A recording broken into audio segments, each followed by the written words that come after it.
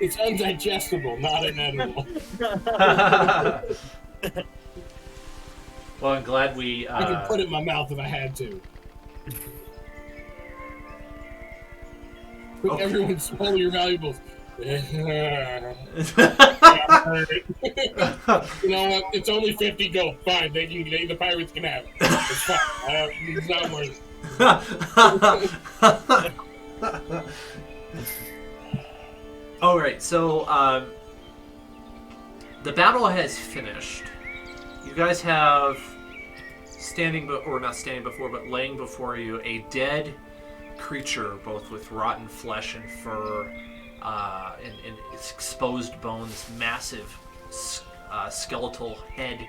It's cracked in two from whatever the killing blow was. I can't remember. Yeah. And it doesn't look very, very good. What do you want to do? I just kind of want to. I'm probably gonna. Is there any? I can't remember. Is there any reason we can't just leave it there? I don't want to touch it. Right. I'm good with leaving it here too. I don't think anybody's coming back here because all of the worshippers are moving on. But if we did want to dispose of it, isn't Vorn just a big metal statue thing? Yeah. So I mean, maybe you should burn it. Right. I mean, I don't want anything else to get messed up by it too. Like it's leaving swaths of dead stuff. So like, if the metal thing wants to carry it like a fork and then put it in the burn stuff, I think that's what we should do. Build a giant pyre. Iron. Yes. As you're doing that, you uncover a chest sticking out of the ground. Very small chest. It's maybe if you were to pick it up and try to like figure out how much it weighed, it probably weighs about 15 pounds. Most of that's probably the chest. Check the lock. Yeah, there's a rusty lock on it. I do have proficiency with thieves' tools.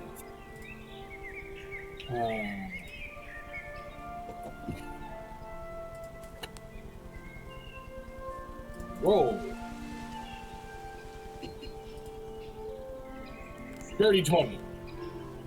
Yeah, you're fiddling with it, and then all of a sudden you realize that the lock is kind of just busted already. It's a little rusted out, and you just kind of you grab the body of the lock and twist a little bit, and it breaks the arbor, and you're like, man, lock picking lawyer would be proud of me. That's a YouTuber, if you didn't know. I used to watch this stuff all the time.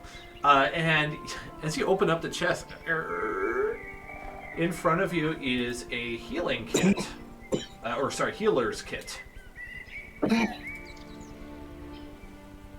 Whoa, yo, we really need this.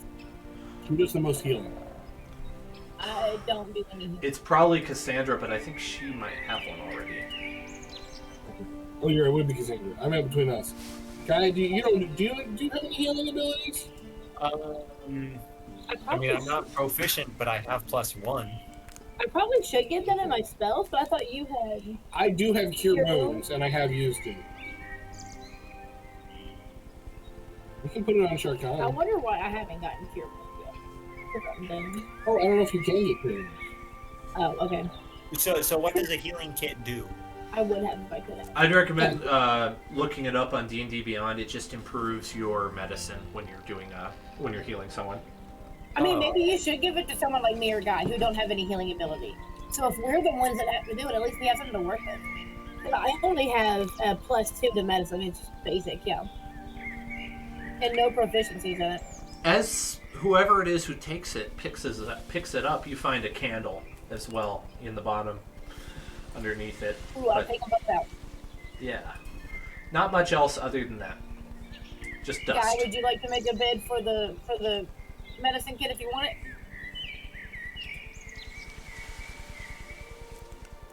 I shouldn't have it because all it does is let you stabilize somebody. Yeah. So and I can do more with a Cure Wounds. Right.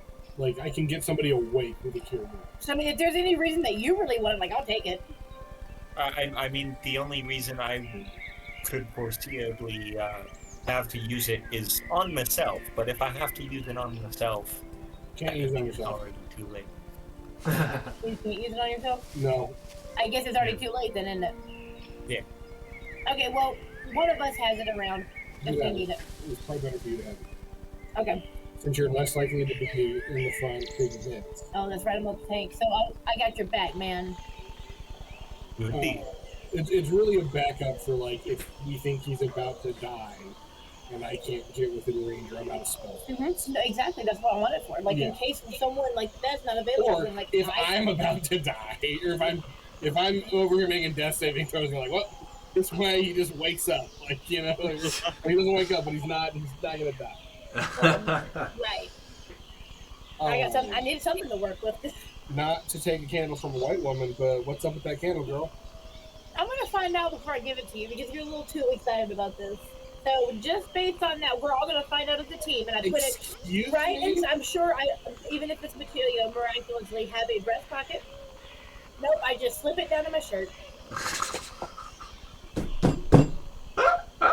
And that's all I'll say about the candle. Okay. I should have known better. It's like tucked in my shirt. As you're doing that, Raka is looking around the creature, kind of poking at it with a stick. Actually, not with a stick, with his weapon, which you now see clearly for the first time. He unsheathes a large scimitar. Ooh, nice. Yes. He pulls out the scimitar and he's poking and cutting a little bit at the creature, and then he turns his head in disgust and goes, "Rah!" He turns to you, and he holds out his leather book with what he's written. He says, "Where to now?" Well, I think we should probably. We have to head back to our boat. It's a wonderful boat called the Plucked Monkey. We made it, mostly me, but we made it.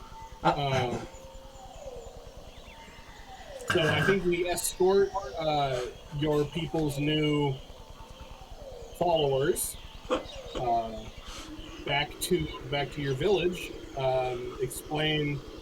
You can explain to your chief, or we can help about how these guys are no longer your enemies. In fact, it's their job to defend you and learn how to be better people from you until such time that they're needed.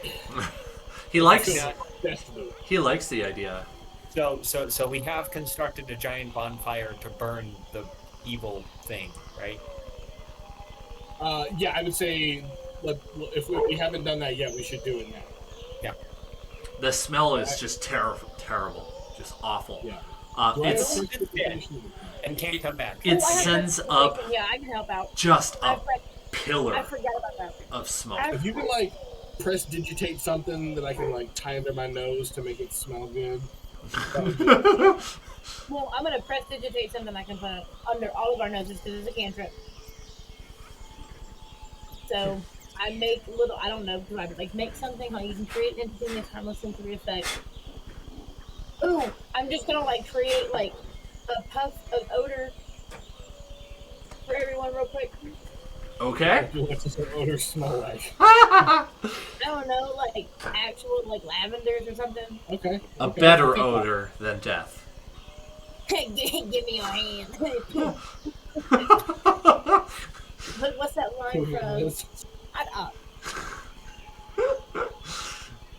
Anyway, what's that line from Major Payne? Does your leg hurt? Give me your hand. Want to learn a trick to stop the pain? Give me your hand. Breaks his finger. See, you're not thinking about your leg anymore, are you?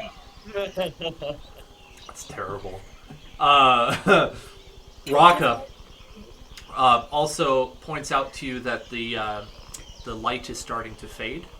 So if you probably want to figure out what to do about the night that's coming. Yeah, we should definitely camp here. Ooh, we should get Vorn what's the status of the faithful, so to speak?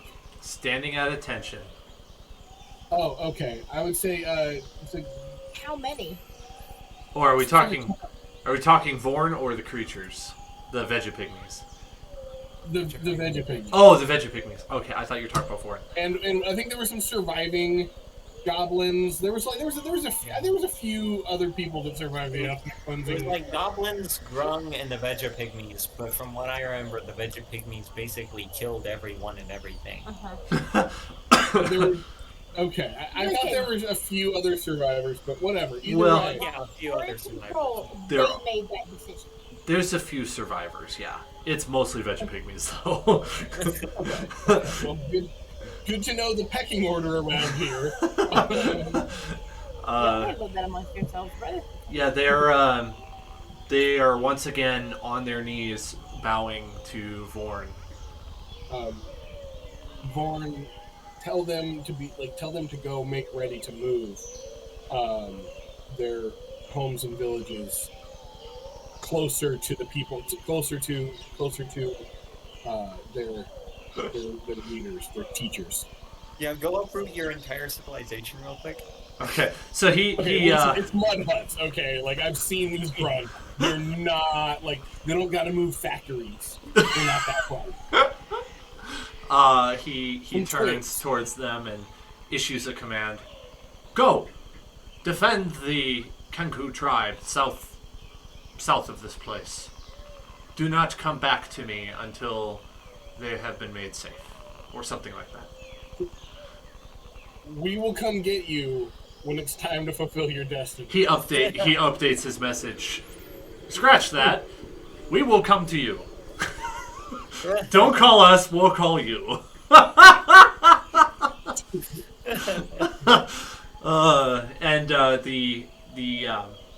His little followers get up, nod vigorously, bow vigorously, and turn and run at the top speed that their little legs can carry them, which is not very fast. Off in the direction he indicated, and he just assumes that they know where they're going. I think it's how many Kenku tribes in the area are there? He squawks, and then he writes to you that there is another tribe, but they're not frequently seen, and they're a little bit more nomadic. Okay, so I mean, like they're going to your guys' place, right? We should get there before them. That would be a good idea, so that your people know that they're coming. Yeah, Right. they're currently walking off into the sunset right now. I thought they were gonna have like fangs to go get. I guess I was wrong. Again, my bad. Why don't you get a bunch to come with me and let's book it? Like, guys, we'll meet you. It's that way. Okay. And Petal will take off to go with Raka to go warn to go inform the chief of their new. Let's just call them minions. Their new minions that we're putting on the way. I'm assuming that the rest of the party is probably going to tag along with that. Is that right? Yes. Absolutely. Oh, Wait, no, you wanted them to go off and do it. well, I was just saying, like, we have to move fast. We have to move faster than Yeah. Yeah. Let's let Petal. Petal's got this, right? Like he's taking the Big Mac and Shere Khan with him. Did you say Big Mac? No, I was gonna leave. Actually, I probably should take Vorn too. I was gonna leave Vorn with Elvira. Yeah, I'll give it to you when we get done. Oh, I was thinking Wednesday for some reason at first, but if we want to nickname one of them Big Mac, absolutely. I was just being descriptive. No, I like it. Perfect nickname. Vorn is now Big Mac. Okay. Yeah. In my mind, he now looks like Bernie Mac, but that's okay. I'm sorry. No. Bernie Mac? I love Bernie Mac. Okay. He's Bernie Mac in my brain now. But okay. Quick, we need to attach flamethrowers to.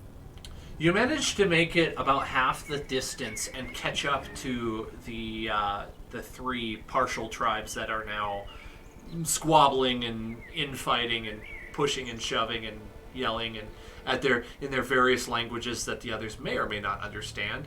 A couple of them have been intentionally tripped. Sometimes one will take a spear and prod the other one in the butt. There's hoops and hollers and yowls and squeaks and all kinds of manner of sounds and fighting. You make it about halfway and darkness is now basically upon you. You've lost the light. The 3 tribes squabbling intensifies as they now can't see and are wandering around in the dark. None of them have any light source. Okay. Vorn, first off, tell them they need to cooperate. Only through cooperation will they become stronger. 2, tell them to sit down and wait. Like, it's okay. They can, take a break. You can get there in the morning. That's fine. You can get there in the morning. We should have been more specific. Vorn. Which personality would you like me to use for this command? That's him asking you. He's like Jarvis now. The one where you impersonate a god, okay? That one. If you're gonna make me say it, that one. He goes into like this speech on how they're all these terrible sinners and that they need to repent of their ways and that they it is this great detestable evil that they be fighting amongst each other. Bro, dial it back. He gives them a full-on theology sermon. Yeah. Ooh, okay, we gotta practice. This is rough. Metal now finds himself with a new challenge: being a parent. No. I'm not paying child support. You can't hit me with that. They're gonna try to get me for the back support. If you sign anything, they're coming after you for the back support. I'm not doing it. He dials it back and he just tells him, "Hey, knock it off." You learn through this endeavor that Vorn is definitely a man or creature of many different personalities, and you might be able to describe him as a little bit schizophrenic. He seems to switch back and forth between different different demeanors quite frequently and inconsistently. Man, I knew we were coming for a god. I didn't think we were getting the whole pantheon. He's got multiple god disorder, multiple deity disorder, MDD. It's canon. It's lore now. He's got MDD. I'm totally using it. It's gonna be a thing. At some point, I'm gonna want to just hand him over to you for the role playing. If you want to do that now, that's totally fair game. Whoever's got him, you can role play him. Okay, since I got him for now, I will role play him. Let's talk about practicing voices. Let's go. Well, we've already put into existence. I already said it. Big Mac, the deity, the shield guardian deity with MDD. Oh, I said Big Mac. Oh, Mac. I heard Big Mac is in the burger. Big Mac is done. I heard Big Mac too. I get Yeah. Yeah, everything, like the whole journey forward grinds to a halt as this darkness falls. So Yeah. I'll say we'll all just wait here. If they're waiting till morning, it's not that big of a deal. Hopefully we'll be able to catch Guy and Elvira. They'll catch up with us. I know they were going to finish disposing of the creep. yeah. So are Elvira and me and everyone else who stayed back at the place, are we taking like a rest? Trying to burn the demon corpse body thing. It is burning. Oh, okay, then yes, we're gonna rest. Ooh, I could use a long rest. Yeah. Okay. Are you gonna like sleep through the night? Is that what you mean? Wait, that is a long rest. I'm sorry. I'm dumb. Okay. why don't we have... I'm just going to act as if you're all together for this setting up any watches, night watches. I think Raka's going to tag along with you, Petal, since you're going to your tribe. Cassandra's going to stay back with the rest of them. So he's available in your pool of night watches. Let's just get 3 night watches for each party, and then it'll be morning time. So Okay. that means that we're going to have to pull double duty, I think, on Petal's group. Or we're going to have we'll have the little ones do the first check for the night. Faithful. The faithful little ones did not roll well. As consistent with their characters. You know what? They had big heart though. Let's Very little hearts. If I had to guess. That's funny. Petal, why don't you roll a perception as well? We'll just do all of them at once here. Okay. Raka gets a 9. Guy, you can go ahead. Elvira can go ahead. Cassandra. 16. Okay. You're out doing other stuff. You're not with us. Nat 20! Sweet! Okay. During the night, Elvira, as you're sitting awake, you hear a faint sound wheeling far above your head, up in the empty night sky. I mean, you see some stars, and as you're looking up, trying to figure out what is that noise, all of a sudden, the constellation you're looking at is blocked by a large figure, momentarily, just for a couple seconds, and you hear, and it passes on. I'm around trees, right? Yeah. Obviously. So I'm gonna get right up under a tree, as close to like the inside of the canopy as possible. And I'm gonna keep watching or keep listening and watching. Yeah. So, like, maybe can I do it for like a minute? I just don't want to wake up Guy for no reason. I want to Yeah. Within that minute, in the distance, kind of faint, you hear a and then it disappears into the distance. What? Okay, you can go back to sleep. I just want you to know that I heard a flying T-Rex. I just want you to know that you're going to have nightmares for the rest of the night. Right, so you have to wake up. You're like, I'm still on the watch. Just know that, like, if I wake you up again, we got to go. Immediately. Why would you tell me that? Because when you go back to sleep, That's gonna that I may rip you out of it. Okay. rip you out of it again. Hopefully me. Thanks. Yes. You hate Okay. I don't, but like, you can stay up if you want to. It's your choice. Oh yeah, now that you grabs the red. Guy just like turns back over in his sleeping bag. Rest. I'm staying up. The rest of your night passes uneventfully. See? But Guy is a little bit groggy in the morning because he had some trouble with some nightmares of flying T-Rexes. Think about him now having to roll. He's imagining, in your dreams, Guy, you're imagining a normal T-Rex, but instead of the little tiny little arms, they're just little tiny wings. Little wings. And he's just flying rapidly, going... Luckily for you, Guy, that's not at all what he looks like, so... He wins. And in Petal's group, let's see who rolled the best there. But I still get the benefits from a long rest, right? No, I just wanted to add a little bit of flavor for your dreams. How many drones did we lose?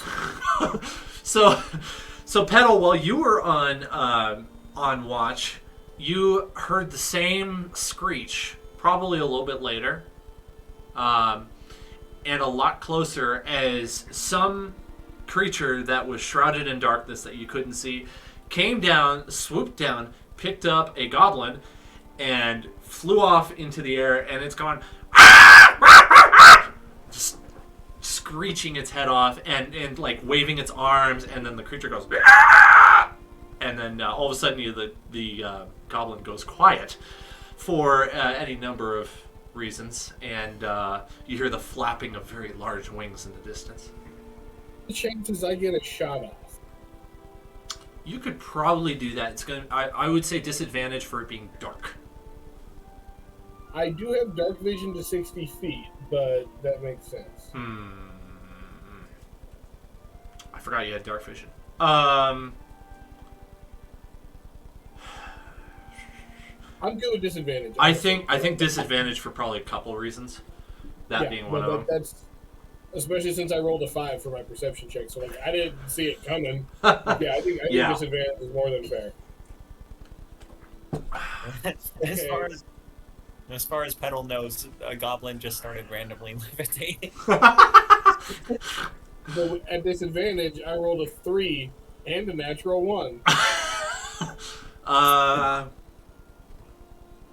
You fire off the arrow, and that is the moment at which the goblin goes silent. It'll like look at them and is like, I'd expect the same from any one of you.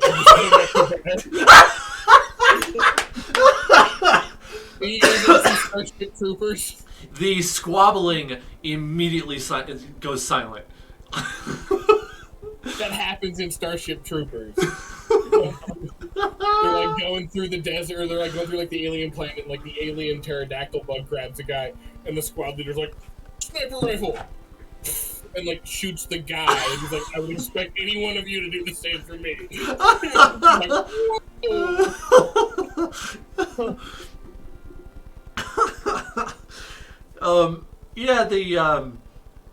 The rest of the night passes with with nothing else. Nothing else happens. You wake up in the morning, and I guess Guy and Elvira, you're going to try to catch up with them, right? Yeah. Yeah. We'll say that you meet up in the morning. Does that sound good? Yep. And Raka has already decided which direction you're going to go. Basically the same route. But he's made a slight detour to go around the path of that pestilence that you ran into earlier. Yep. Yeah, he... Actually, what's interesting is as you come up across that path of blackness, some of it seems to have maybe kind of lessened. Like the forest is healing a little bit. So, yeah. Some of the edges of it are back to normal. Without anything else really happening, you arrive back at the Kenku tribe. Safe and sound. -1 goblin, though. Poor guy.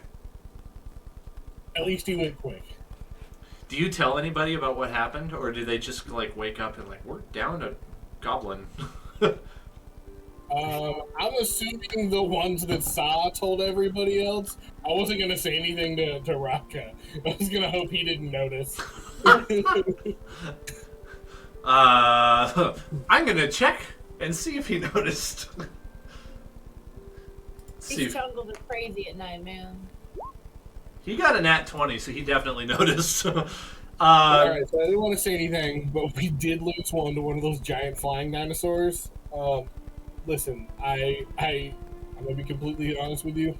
I did not put the goblin out of its misery on purpose. I was actually taking a shot at the flying creature, thinking maybe he'd like drop him or something, and we could get him.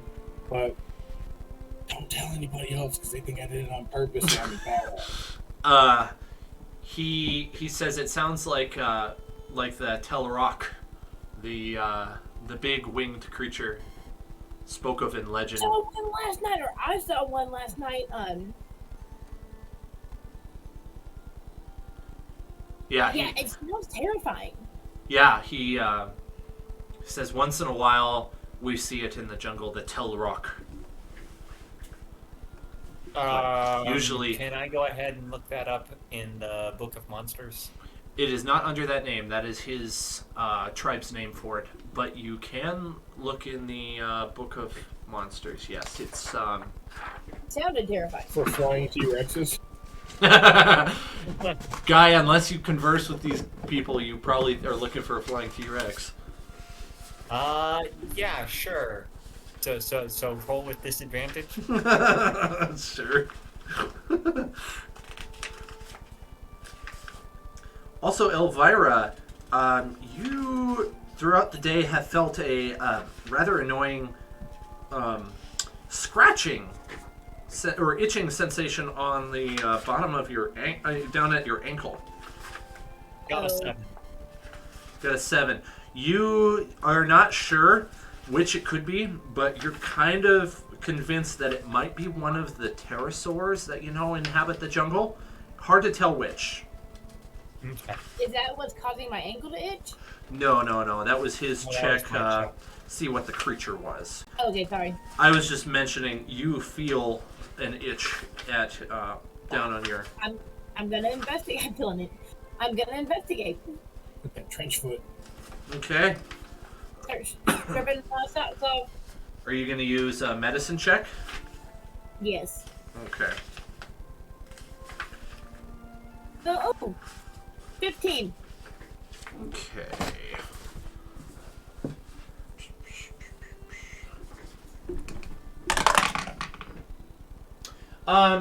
Your leg is swollen and puffy red where the leech had bit you before. I'm gonna show this to Rock. Like, hey man, I know our ankles are quite different. What do you think? Rocka, sorry. He looks, and then he caws, and then he writes you a message, and it says, "I'm no healer, but that looks infected." Do y'all have anything for infections, do you think? Does cure wounds work? Cure wounds. We've had it work in the past for a similar thing, but the difficulty is high. So you would need. I would basically just have you roll for it with an Arcana check. That's what I would have you do. Okay. Or you can use just a regular medicine, but you wouldn't be using cure wounds. Do we have a medicine is the question. Cassandra's going to look through her bag, see if she's got anything. I know, I'm pretty sure I don't have any, like, medicine. Like, I have the medicine kit, but I don't want to use it for this. She's not sure if it's going to work, but she does have a vial of antitoxin. That would work, yeah. She says, I don't really know that that what you're suffering is a toxin. It could be a poison, which is different. Could be a venom. Could be a disease. It doesn't hurt to try, but I only have one of these. Well, then let's not, because it did come after I bit the leech, so it very well could be a venom. Or the leech bit me, I didn't bite it. After I bit the leech. She says, tell you what, I can put a salve on it and a bandage from my healing kit here, but I don't know that it's going to make much difference other than keep it from getting worse. That would help, actually, yeah, because I was about to ask, how far are we, I gotta look on the map, from, like, the next civilization that would have humans? Good question. Camp Vengeance, probably. Camp Vengeance is the closest place that you know of that will have humans, and you're... Like, possible medicines for this? Right. Yeah, I mean, they're out here too, I think, so. Right. Yeah. She says she gets a dirty 20 on her roll, so she's able to keep the wound from getting worse, but it's awesome. Definitely kind of frustrating. Hey, I'm a lot better. I'm not glad that it could help from getting worse, because I know, like, some poisons and venoms and stuff, like, if you move around, it's going to make it worse. But you have to move around to get to somewhere to help. Right. Like you don't want to. Like, oh, if I go really fast, I'll get there sooner. But like, you also pump it through your system faster. Yeah. Boy, that must be just terrible to experience. Yeah. This all happens at the tribe. That you notice this, and she takes care of it. Why don't you tell me what you're going to do with your little creature minion things that you have convinced to serve you? I would say at this point, how much further are we from the camp? It can't be very far. From right? Camp Vengeance? No, from the Kinku camp. Oh no, I would just rule that you've made it there by now. Oh, okay. Yeah. Then me and Rocket are gonna go and we're gonna tell the minions to wait outside, the faithful. Because I will trigger them to their face. That's a good faction name, the Faithful. And I'm gonna go in. We'll go in and we'll tell the chief, like, hey, so we got these guys that believe that Vorn here is their god, and we've told them to come and essentially like learn how to like essentially be good from you guys and to help you guys, and so that like you'll have a little extra defense and a little more little labor as these guys learn how to get along and not be evil. And we may show back up at some point if we like need help with something from them or something. But for now, they're gonna like help guard you and keep you guys safe and be extra labor. So Raka imparts this to Big Chief, who ends up saying through his translator Raka that this is big good for Big Chief, and the worm food goblins will be stationed outside of Kenku tribe. Also, I would like somebody to make note of this in your notes. You have 7 goblins. Sorry, 7 Vigipygmies, 2 goblins, and 1 grung. So that's your numbers for each of them: 7, 2, and 1. 7. And you can call them the Faithful or whatever. Your faction of the Faithful is made up of those numbers, just in case you ever need them again. Was that 2 goblins and 1 grund? Yeah. Yep. This is correct.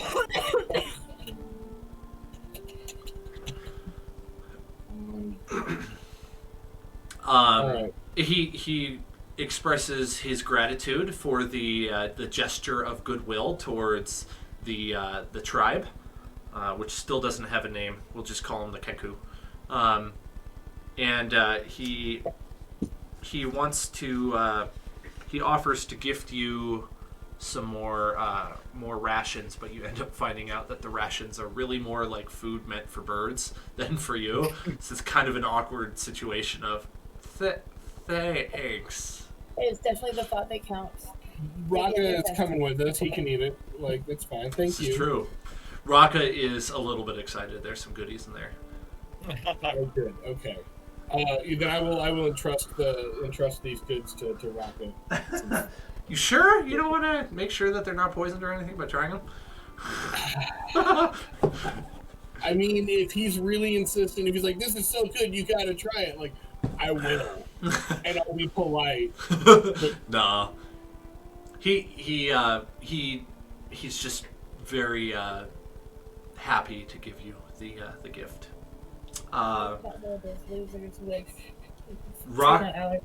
Raka's I think caught wind at this point that you're trying to go to Camp Vengeance, and he offers his guidance to get you there. He knows a straight path. we have to go back and get our boat and Winston.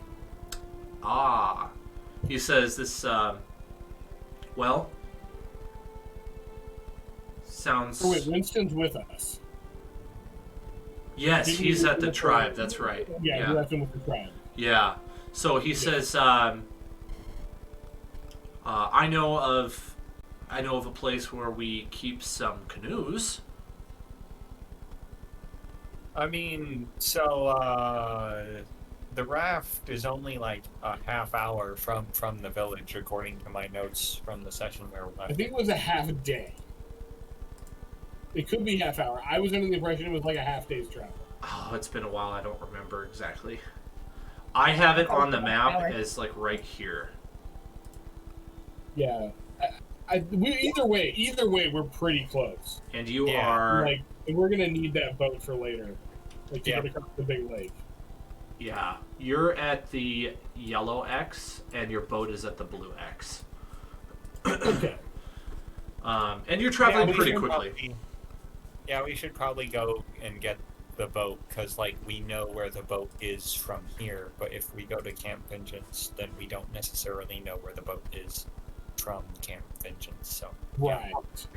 Yeah. And we're gonna want to traverse that all the way back, because this is how we're gonna get back to Yanzar, is the river. So it'd be nice to like have that scouted out ahead of time. If we had to make a hasty retreat like last time. Sounds good. We're just gonna do a couple rolls here for the trip back to the boat then, unless you want to stick around the Kenku tribe. I just want to get the faithful settled, and then tell them to, like, you know, if any of the other believers, if you run into any of the other believers, bring them into the group and explain to them what you're doing. So I'm hoping maybe, you know, we pay some dividends, you know, get a little interest on our human capital. What a businessman. I mean, I'm from the Feywild. With a little bit of work, you have success in all of those things. You get them really well set up around the tribe. Pretty much all of the Kenku tribe members are aware of what's going on, and they have been informed one way or another. The situation seems to be settling in well. You've got the creatures like posted like as guards or something, like to protect. Well, yeah, just really to help out with the Kenku tribe. So, like, Security forces. yeah, security forces, but also, like, I want them to learn to be cooperative and not hostile. Oh, okay. Yeah, the one of the sage Kenku, the wise one, is actually, as you're doing this, he's breaking up a fight between the Grung and one of the Vegapygmies that decided to kind of like they decided to get into an argument with their fists, and he breaks it up, and he starts disciplining them appropriately. And they end up like responding almost like children and hanging their heads in shame and walking off and go. You've basically adopted 10 children and set them as guards and around a tribe full of raven people. Listen, man, I'm just glad I stopped the war crimes that were started by an unnamed person. I'm just happy I can end an evil here. Okay? Maybe get some people to do some good. Listen, it's a heavy burden pretending to be a god. Okay. Vorn nods in agreement. Indeed, master. Don't even start with me. Like, half of this is you, bro. Half of this is you.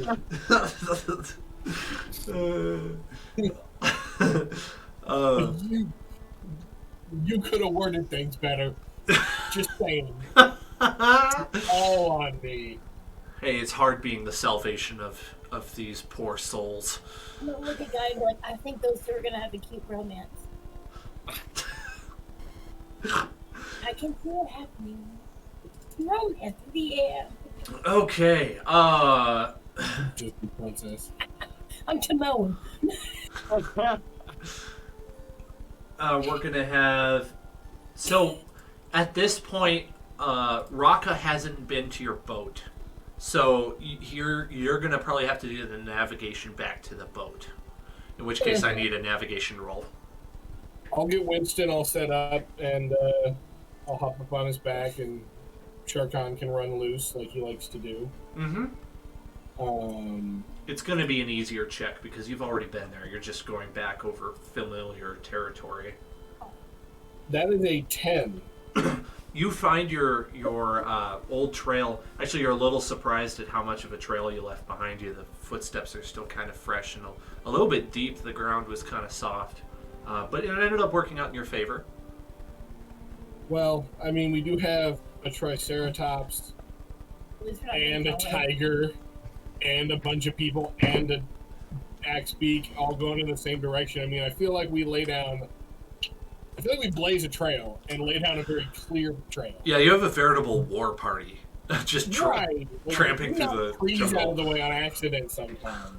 Yeah, definitely. Winston's run into one or two of them, and you're goes over it like an elephant. It's like, oh, was that up against my shoulder? That whole ass tree.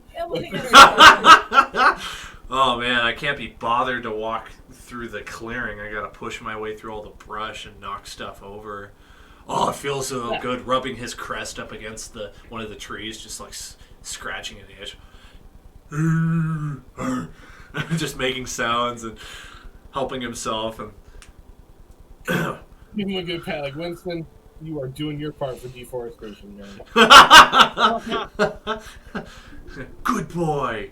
Good Triceratops. I don't know why you've chosen this path, but you're doing a good job.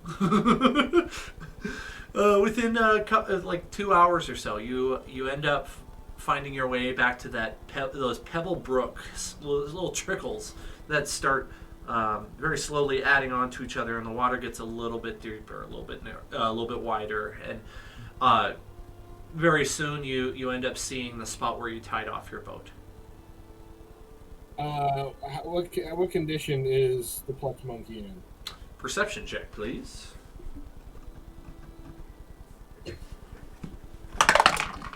15. Okay. It is slightly disassembled. Seem to be some things missing. Can I also roll? Yeah. Oh, I got a natural 20. Okay.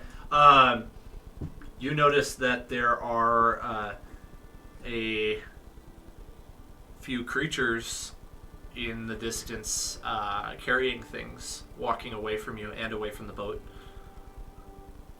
Are they small creatures? Like maybe, I don't know, some goblins? They are small creatures. They've got red skin. Run. Okay. Vorn, you're up. Do your god thing. Get them back here with our stuff. Vorn. Yes, master. And you can go full crazy if you want. No need to hold back this time. They got our. It goes into a run, all the way up to the creatures, which turn and like kind of let out a. It's just drop, and you see after them dropping, and you've gotten a little bit closer in all of this. Stuff that's going on. You see that they're not goblins. There's some more kobold that decided to try to make off with some of your stuff, and they just disappear off into the bushes, leaving the belongings that they were about to steal alongside the water. Vorn can follow if you want, but they basically turned tail and ran. Okay. It's okay. Come back. I'm gonna go get my stuff. Whatever items you had left on the boat had been just picked up and tossed into canvas sacks, and the sail, which has seen a little bit better days before that hailstorm, was rolled up on the mast and carried away, but it's now just laying on the ground, so it wasn't very much. Your boat is still intact, but... Okay, I'm going to go back, and I'm going to apologize deeply to the plucked monkey. I'm so sorry we left you. Right, well, I will not... I should have known. No, it was wrong. Not going to happen again. Unless I really, really have to, but not going to happen again. And Yeah, then I'm gonna get it all put back together. I'm gonna maybe get some fresh rocks for the on deck fire pit that we got.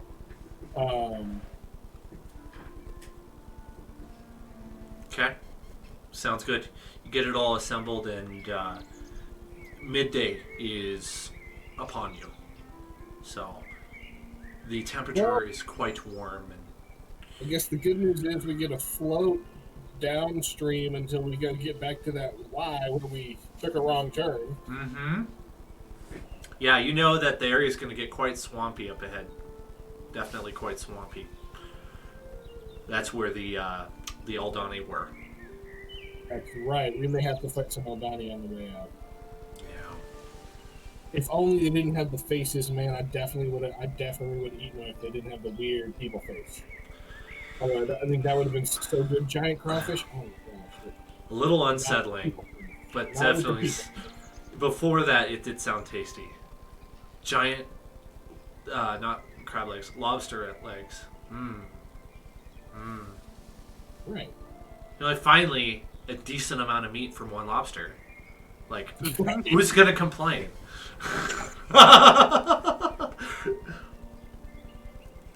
It's like an elk.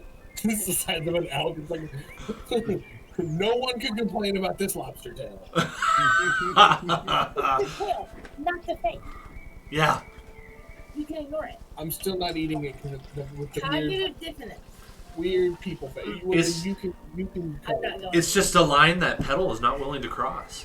Right, and maybe it's arbitrary. I accept that. I'm still not crossing it. Nope. Right. And no argument here. I wouldn't want to eat it either. What do you do with? Are you just gonna get right back on the water then?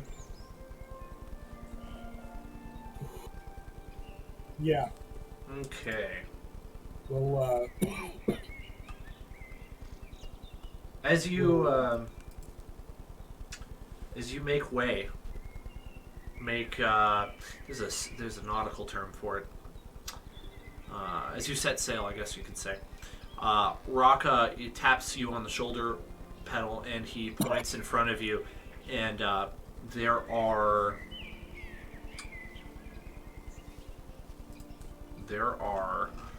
5 crocodiles swimming in the and some of them laying on the beach just ahead of you, and he wants to point that out so that you aren't surprised.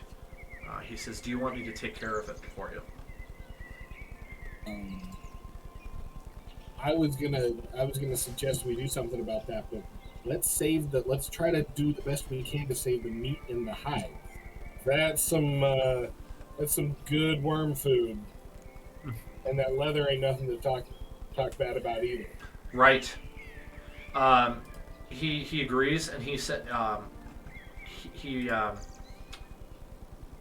that remember that raven he had on his shoulder? Yeah. He says something to it in that raven speech, and then he grabs a bit of material out of a pouch that's on his waist, and then he strokes the back of the raven once, and the raven takes off of his shoulder and makes a beeline for where those crocodiles are, flying kind of low. And the raven approaches the crocodiles, and it lands on the back of one of them. Initially, no response. I'm gonna cover Maximus's eyes. You're too young of a monkey to see this. Maybe when you're older. I love how all your minions are children. All of them, Winston and Shere Khan are not. Just That's me true. and Maximus And the faithful. And the faithful. you know a child too. You're just this uncle person, uncle character. You just got all these kids. I'm like a vodka uncle. I just gotta come in like, hey, here's some stack meat. And then like wander out. The raven hops along the back of one of the crocodiles, and it doesn't seem to respond much. and then the raven pecks out the eyes of the one, and then just takes off into the air, and the crocodile lets out the sound, rolls over in the mud, and starts thrashing, making this huge kerfuffle. All of this is about 25 feet in front of you. That's awkward. That was a bit extreme. Okay. Raga, I mean, impressive training, I guess, but yeah. What? How does that help? And he just responds, well, one of them is distracted. Now it's your turn. Oh, okay. I thought you were gonna I thought you had some sort of secret backwoodsy knowledge about how to take down a herd of alligator with one strike. But No. no, Well, okay, I can also do things. It looks like the alligators don't really work together. he So, doesn't deny that he probably could do something like that, but you wanted alligator meat. Right. No. Yeah. Or Full crocodile respect, meat, I mean. Yeah. Yeah. Okay. Yeah. All right. Then in that case, I am going to hop up on top of Winston, get him kind of trudging forward, and I'm going to take a shot at the nearest, or I guess 2 shots. I'll take it with my action. 2 shots at the nearest alligator. All right. Surprise round, so you get to fire at will. At will or at advantage? At advantage, actually, yes. I wasn't sure. I was also doing something at the same time, so I was buying time. Whoa! Holy cow! Yeah, what happens if I roll 2 natural 20s with advantage? I mean, you get to pick whichever one you want, which is the same. Holy cow! What? Well, you clearly get double damage. I can send you a screenshot, but yeah, this side. I 2 totally natural 20s. believe it. Holy cow! Pinky promise. Okay. Oh my gosh! So that's Still gonna only be counts as one. Still only counts as one. one of the greatest lines in that whole book, and that was a good book. That's my Gimli voice. Actually, I should use that voice. So that's gonna be 10. Dang it! I didn't cast Hunter's Mark. Shoot, I'm an idiot. Excuse you? Sorry, I didn't know you heard that.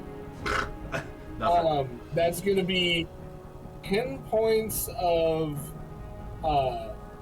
10 points of piercing damage and 11 points of cold damage, and that's my first attack. That one's Here's dead. my second attack. That one's dead. That one's dead? Okay. Well, then with my second attack, I'm going to take a shot at the next nearest one. Okay. Does a 26 hit? Yeah. Silly question. And for maxed damage. Alright, so that's going to be 13 points of piercing damage and 6 points of cold damage. Okay, that one's dead. Okay. At that, I'm going to encourage Winston, my big boy, who is indestructible. Not really. We're gonna wade in. So we're already down. We got a blind one, 2 dead. That leaves us 3 fully live alligators. Yes. Okay.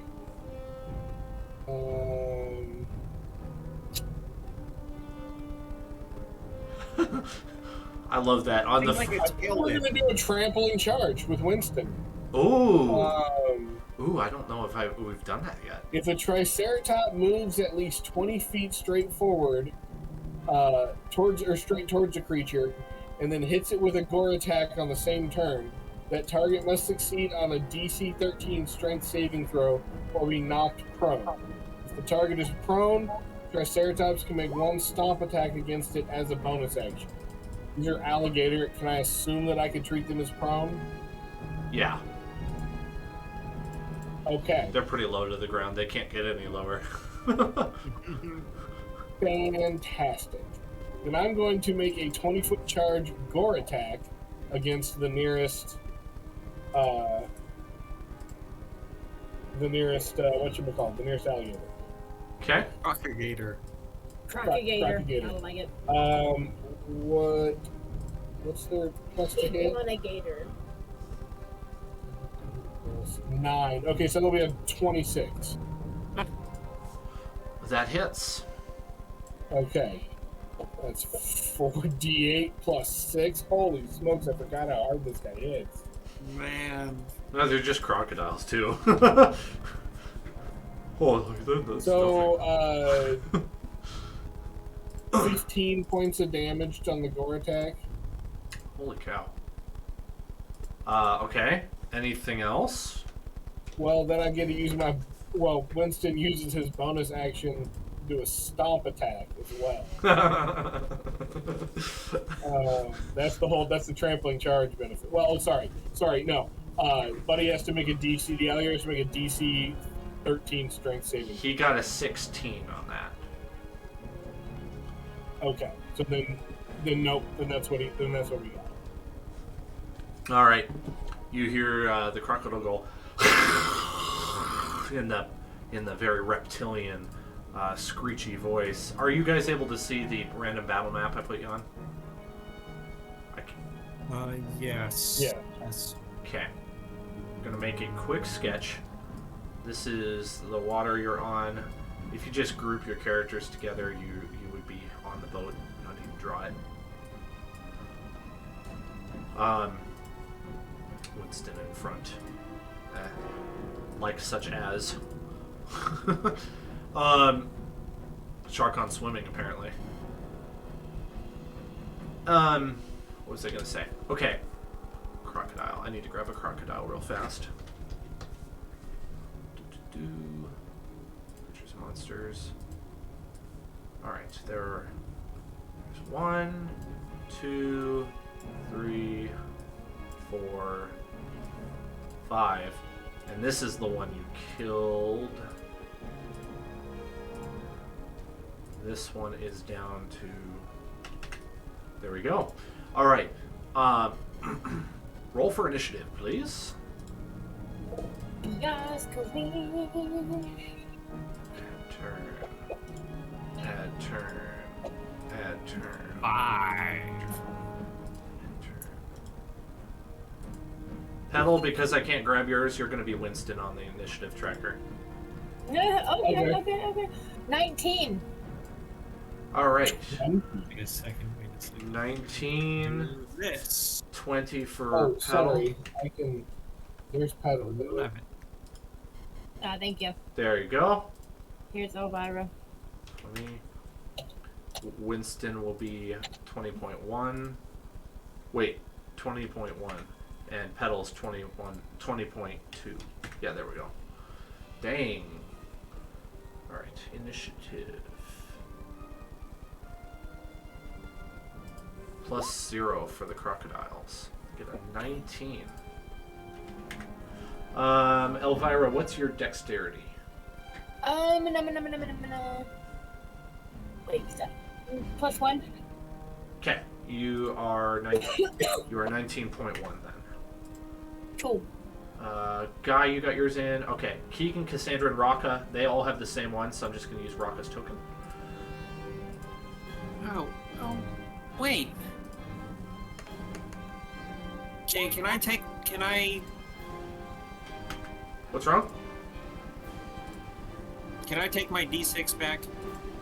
It won't change my place in the initiative track. Oh, I guess so. Yeah. If it didn't matter, then sure. Okay. I didn't even know you used it. Okay, Pedal is first. Followed by... Oh, it would change. It would put me... Why is this 20.1? There we go. Yeah, there we go. Pedal gets to go again. Oh boy. As if that wasn't devastating enough. He gets to do it again. Oh, I forgot you killed 2 crocodiles. That's right. This one's dead as well. Dang it.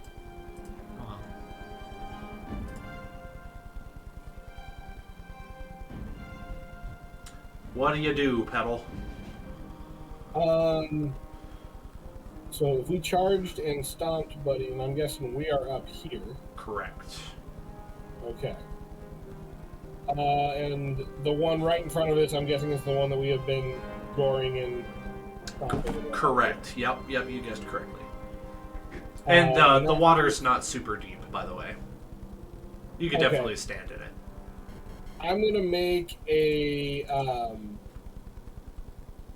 gonna make a bow attack against him, and I'm hoping to really finish him off. Does a 17 hit? Yeah. That'll be 10 points of piercing damage and 2 points of cold damage. It's dead. Okay, excellent.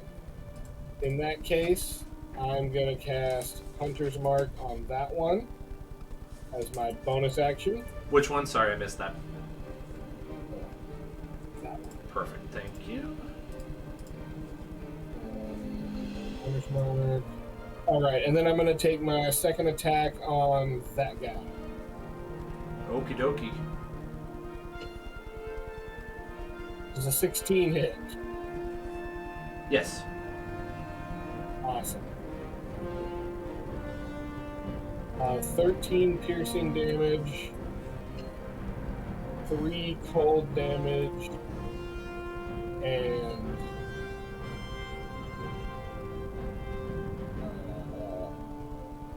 1 force damage. So 17 points total. It's very hurt. It's not dead though. It's very hurt. All right, Winston, about face. About face. And we are going to have Winston as a 5, 10, 15, 20. All right, I'm going to do the gore attack. The rest of you are not getting a turn in this battle. It's the way of the dice. It's the way of the dice. Does a 13 hit? It does. No way. Okay. No. It's a lot. It's like... gore attack is 48 plus 6. You kill it with that just by default. Just the plus 6 kills it. That was 18 points of damage. It had 2 left. Good job, Winston. Overkill, but good job. So Winston has a speared crocodile on his horns now, and he's maybe 1 each. Yeah.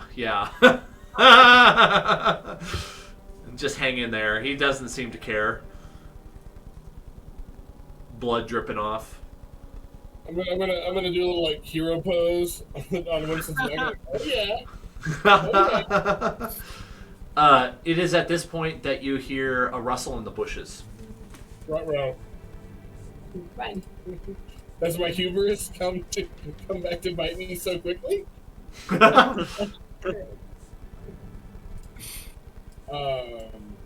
the thing is we kind of got to go that way, right? Like we kind of got to go downriver because That's where we're going. right, because that's how we get back on track to Camp Vengeance. Yeah. So I guess. You still have 1 crocodile left that's alive. Right. Well, it's not my turn, so I will leave. Elvira! I am. You do get a turn. So wait, this one right here, is that still alive or do we just mark it off? That's alive. That one's alive. X equals dead. Okay. So I assume that's what we're hearing. And I'm gonna aim at that one. I gotta switch crowding between the map and my character sheet. I don't think so. It shouldn't be. Because I'm not in Discord.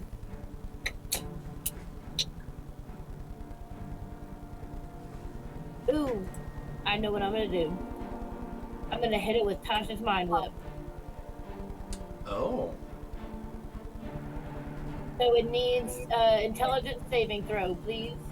Okay. Wait. I'm so sorry. I was not planning ahead. I was thinking about the distance. Does it look like it's about 90 feet from me? Yeah, probably. Let's find out. 8 is exactly 90 from you. Alright, perfect. Okay. So, intelligence saving throw, please. Okay. Oops. That one. 5. Okay, so it didn't beat it. So, it is going to take... 1 second. Okay. 11 points of psychic damage. And then it's going to do that thing where it can, the next move, it only gets either a move, an action, or a bonus action. That's the big one. Okay. How much damage did you say? 11 points of psychic damage. Oops, I moved it by accident. 11. Yikes. Okay. Anything else? Nope, that's it. It's one of my favorite on the least intelligent, the lesser intelligence adversaries we have. Yeah, it's quite... Just 'cause I also don't have to roll to hit. Right. That's what's really cool. It's Like, quite powerful. It's quite powerful. Okay, and are you moving at all? Oh, no. That brings us to Crocodile. This one, it's going to take its action to move up onto the bank side. It really can't. Actually, I take back what I was about to say. That's about as far as it gets. And then you hear that rustle in the bushes again. And these 3 appear on the creek bank, on the river bank.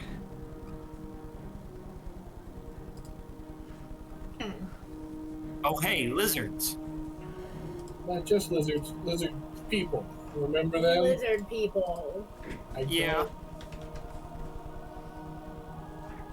Now these are different than the kobolds, right? Oh yeah. Kobolds are remember little. now. These guys are bruisers. I mean, they still got absolutely destroyed by Jacob. Yep. Yeah.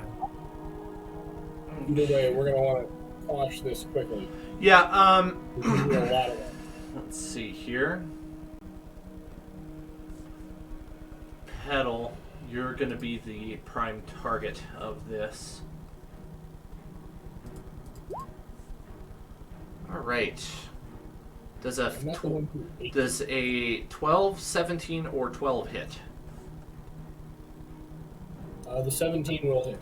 All right, you're going to take 3 piercing damage as a javelin comes flying out from the other side of the river and impacts you.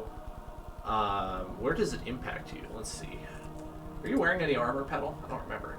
I got what do I got? I got at least light armor, Okay. studded leather armor. We'll say this: it it hits you in the side and definitely cuts you, but it doesn't like impale you. That's why it only does the 3 damage. It hurt a lot. That's how But- it's gonna be. Yeah. That's how it's gonna be. You don't have a javelin sticking out of you yet. That's good. That's probably for the best. It's probably for the The hero best. flexing. I was asking for it at this point. Oh boy. So that is the crocodile and lizard folks' turn, and it brings us to Guy.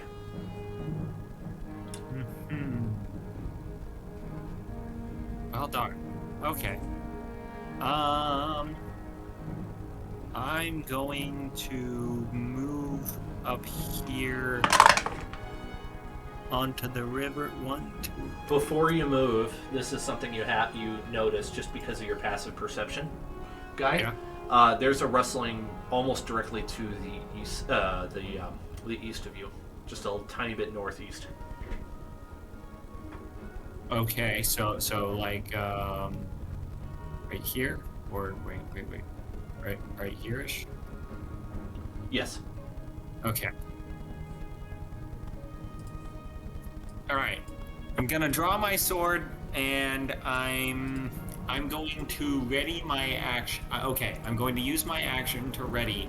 So basically, like the second, if anything pops out of that bush, I'm gonna hit it, and then I'm going to move up to the bush. So that's 1, 2, 3, 4, 5. Okay, as you do that, you bumble into these guys. Okay. There So I is get to one attack in one. the same space as you. Oh, okay. Okay, so I get to attack him. Yep. Yeah, Alright. you surprise them. Ah, wonderful. What's the rule for surprise again? Advantage. Oh, I thought that was unseen. Okay. I'm just gonna rule it the same. Because All it's right. pretty much the then. same difference. Let's do a fainting attack. Again So with the I get- fainting. That's not gonna help you in battle. Actually, I get advantage, which 13. Ooh. Let's see here. What are you attacking with again? Your sword? Yep. Your sword comes slicing through the very thin brush, and it bounces off of the lizard folk's turtle shield that it's holding in its non-dominant arm. Okay. Going to attack again, because I get 2 attacks per action. 19. 19. Let's see. That hits. Okay. Great. So that's 4 slashing damage. It gets set on fire, and then I get 1d6 question mark damage. I love the question mark 6. damage. Okay, so that's a total of 10 damage plus the fire. okay, sweet. Thank you for adding that up for me. Then I'm going to go ahead and use action surge and attack 2 more times. Nice. Okay, 21. That hits. Dang, you're really turning into the tank, and the fighter. I am a fighter. Yeah. Yep. Oh, you're the tank. Okay, This is and what I like to then see. 3 slashing damage and 3 question mark damage. Oh, wait. Can I attack a different guy from the first guy I attacked? Oh, sure. What was the first damage again? I got the last 6. Huh? I got the 3 and 3 damage. What was the first damage type again? Oh, the first damage was go up. Why can't it was 10. I can't remember. Oh, it was Okay. The first one was 4 slashing and 6 question mark. Okay. Dang. Okay. And- Do you need me to specify which one I'm targeting? Yes, please. Okay, so I hit that one with my first attack, and that one with the attack that I just made. Okay, got it. Okay. I was a little confused, but I think I got it now. Okay, and then I get 1 more hit. I can't reach any of the other ones. That's darned unfortunate. Very unfortunate. do. Yeah, let's attack the first guy again. 15. That hits. Okay. So 4 slashing damage. And 1 question mark damage. 4 and 1. Yep. Why should I use that? All right. You have 2 lizard folk in front of you that are bloodied. And they're on fire. Yes, on fire, but I mean bloodied as in they're below half health. Yes. Yes, Okay, emblazed that's and bloodied. Anything else? Nope. Okay, Raka is up next with Cassandra and Keegan. Keegan is going to run up to assist you. Oops, I just put him in the wrong spot. He's going to run up and help you. He's just got a simple weapon.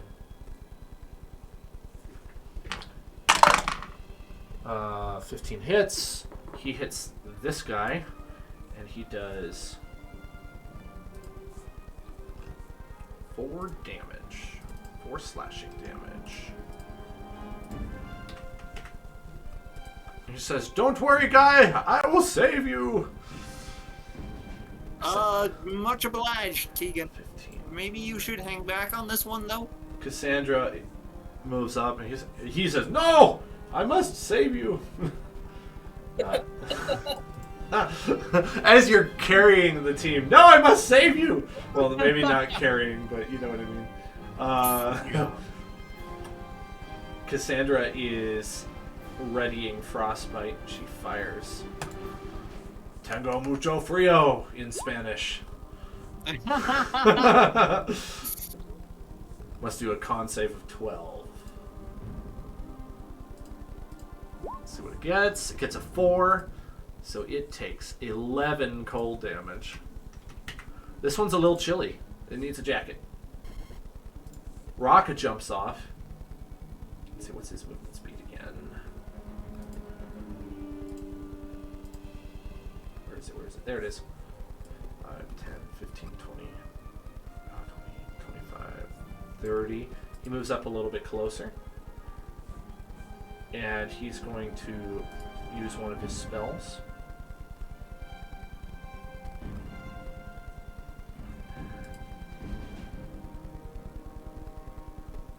Alright, he casts a spell on himself. You're not sure what happens, except that his skin turns a slightly different shade of gray. That's it for my players. NPCs, pedals back up with Elvira next. Okay. Well, I'm going to take my first shot at the guy who hit me with the javelin. That would be probably this guy here. That's kind of what I was thinking too. Yeah, perfect. So I'm going to take a shot at him. So 29 hit. Yep. Oh, sorry. Bonus action, move Hunter's Mark, then take a shot, if you don't mind. Yeah, that's fine. That's reasonable.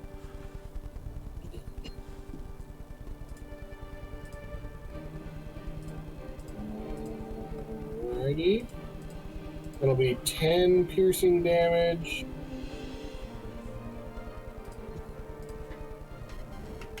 And 5 cold damage. And let me look up Hunter's Mark. I don't know if I got to make the attack on this.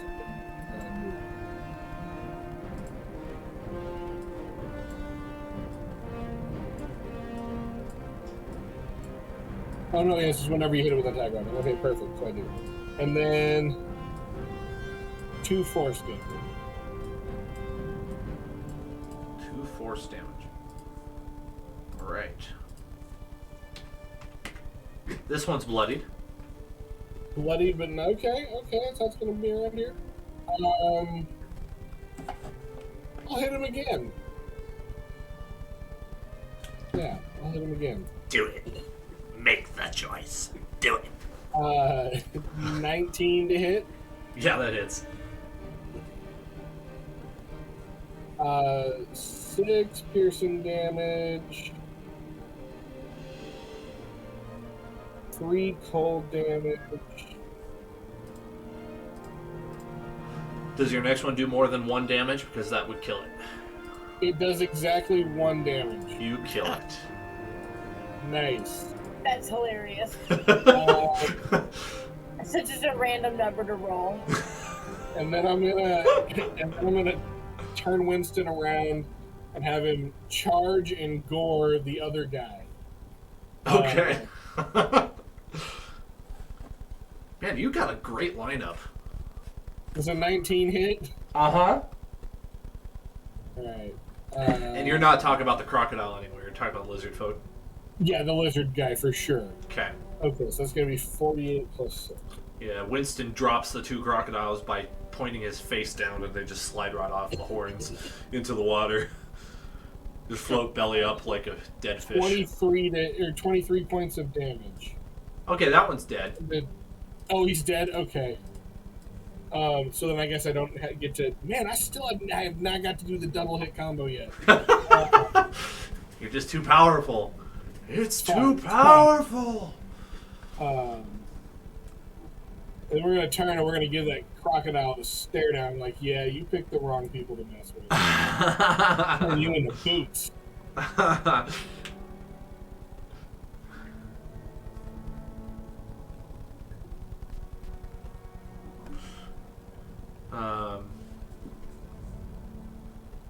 Did you attack the crocodile?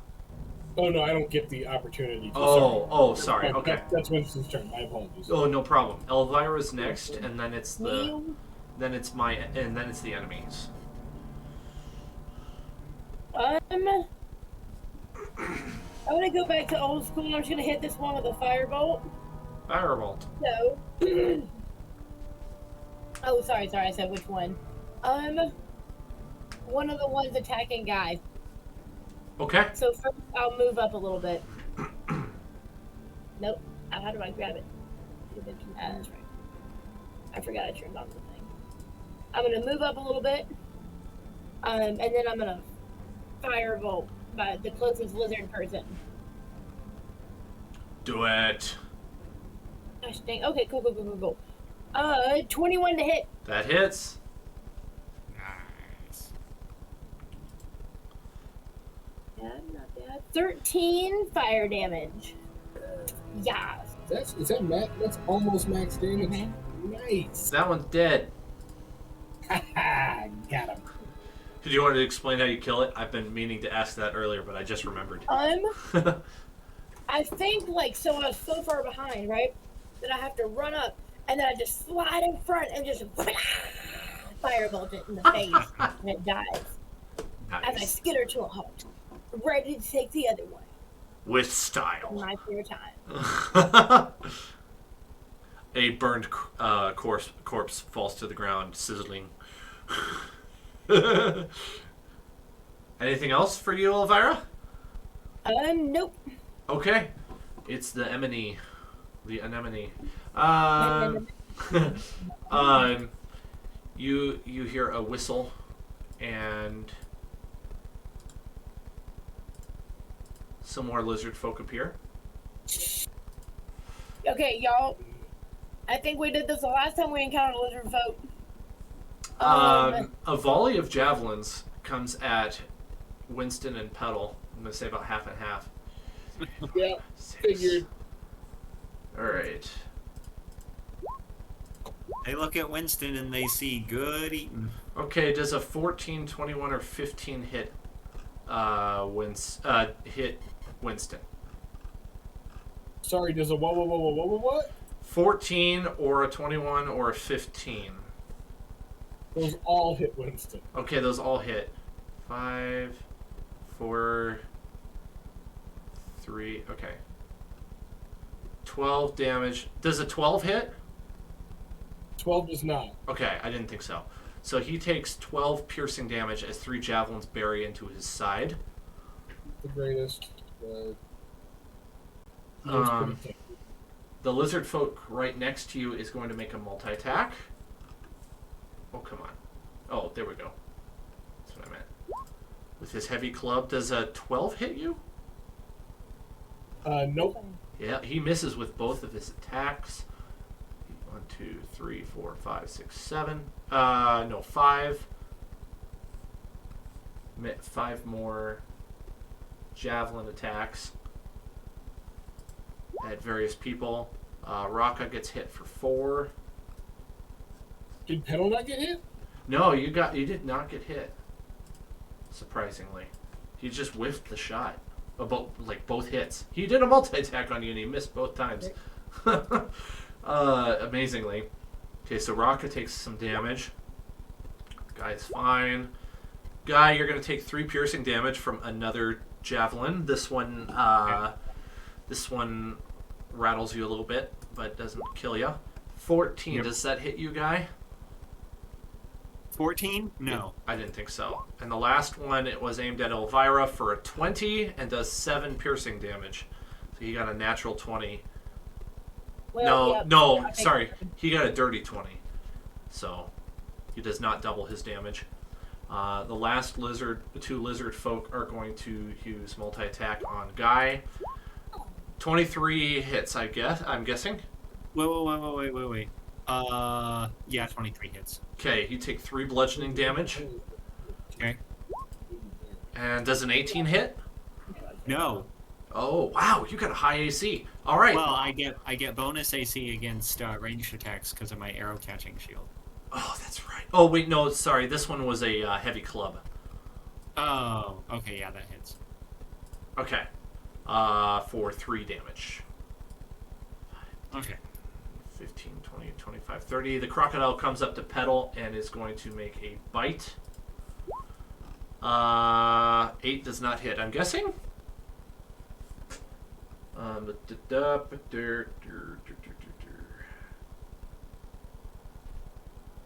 Okay, that's it for the enemy. We are back to... Oh, now we're to Guy. Wait, did the 2... Or... Wait, not the 2.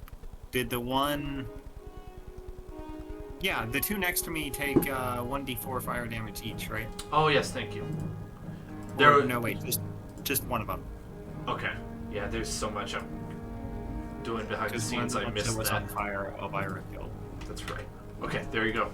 Thank you for reminding me. I might need that again next turn if he's still alive. Yep. All right. Well, gonna use no, not a display. Quick question: where's Vorn? Oh, Yeah. Nobody said anything, and I forgot about him. Fainting attack again. Tell you what, we'll make. We can leave him out. He's pulling the boat. Fair enough. 23 to hit. 23 to hit hits. Yep. Are you attacking this one? I'm attacking the one that's already been damaged. Okay, they're both damaged, but okay. If they're both damaged? Yeah, they're both damaged. I'm going to attack the one that's on fire from my previous attack. Okay, that's this one then. Okay, yeah. How much damage do you do? I deal 8. Okay, it's dead. Or, sorry, 9 Oh, he is? Yeah. And I rolled max damage, too. Ah, shoot. Yeah, you picked the guy who had 4 damage left. Okay, and then for my other attack... Are you... does a 21 hit? Yeah. This guy? The other guy who's adjacent to me, yes. Okay.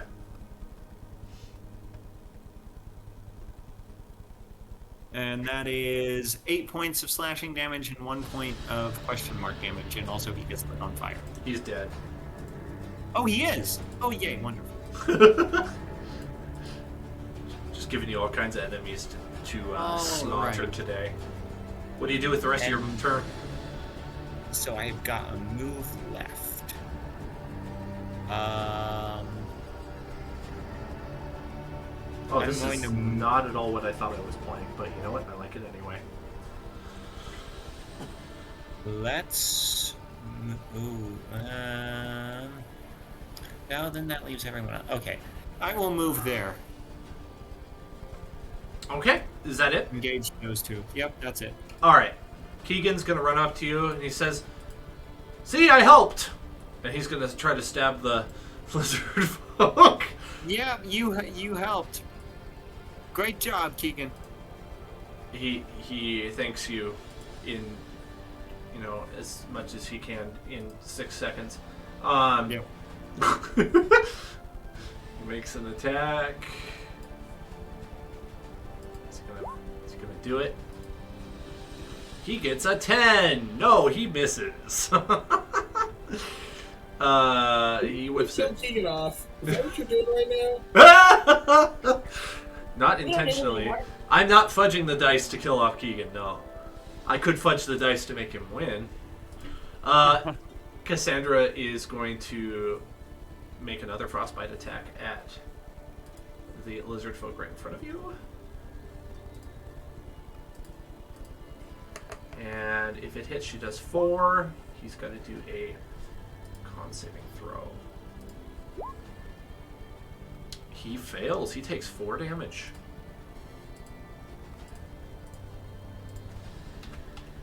Okay, that's it for Cassandra, not Elvira.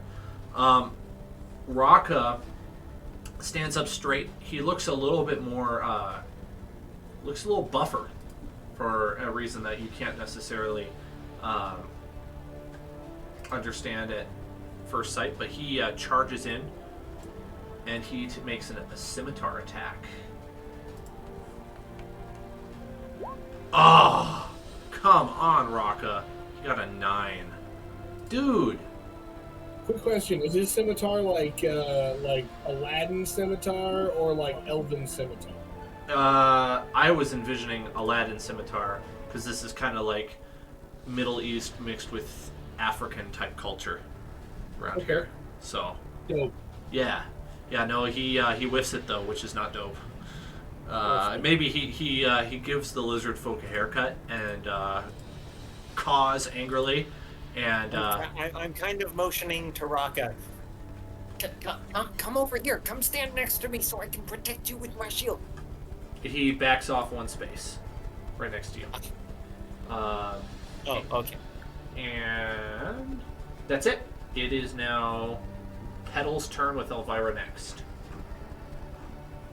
Alright. Petal is going to take a shot at the closest lizard person. I want to take a swipe at Winston. Does a 16 hit? 16 hits. Oh, sorry. I would like to bonus action move Hunter's Mark to him before. To this guy here? Yeah. Okay. That'll be 11 piercing damage, He is bloodied. 2 cold damage, and 5 force damage. Yeah. He's hurt. But still alive? He's still alive. Darn it. That is unfortunate. Alright. In that case, I'll hit him again. For a natural 1. Which is an 11. but natural 1. Yeah, that doesn't hit, sorry. No worries. Clang right off of whatever you're using, it just clangs right off his shield. Okay, well, Winston, it's up to you. We're going to make I want to have Winston make a stomp attack. Okay. Which I think is even better than the draw attack, possibly. No, well... No. Alright, Winston's going to make a stomp attack against that guy. Do it. It's a 22 hit. Yes.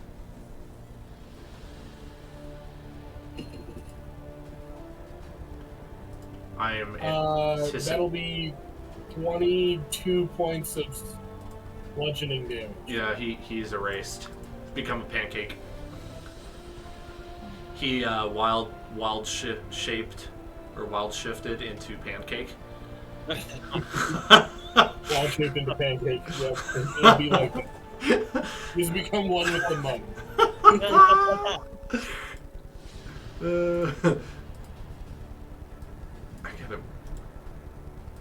Come on. All right, whatever. Cool. I gotta make this crocodile smaller. He's like taking up way too much space. Anything else? Was that the end of the turn? Yeah, sorry, that's all I got.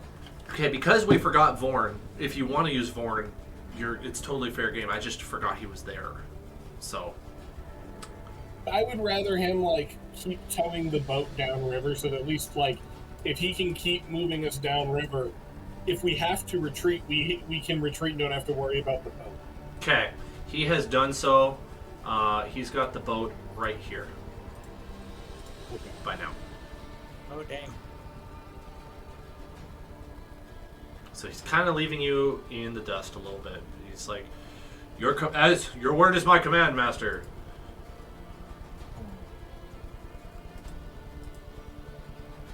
All right, you're up, baby. Kick some booty. Okay, so as a DM, I'm curious how you do this. Are you cool if while I'm moving up to like right where Guy is, 15 feet in front of me, if I yell to them to get behind me real quick? I mean, you could totally stand in front of him for your attack, yeah. No, they're gonna have to like get behind me for this attack. No, I'm not. Yeah, never mind.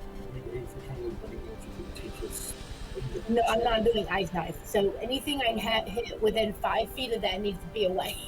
Oh. But I want to move first. Gosh, I'm not sure if Guy would be able to move aside. I don't think so, because it would require a movement. Yeah. And it's not his turn. Yeah. Damn, okay. Never mind, I'm not gonna do that then. Yeah, sorry about that. No, you're good.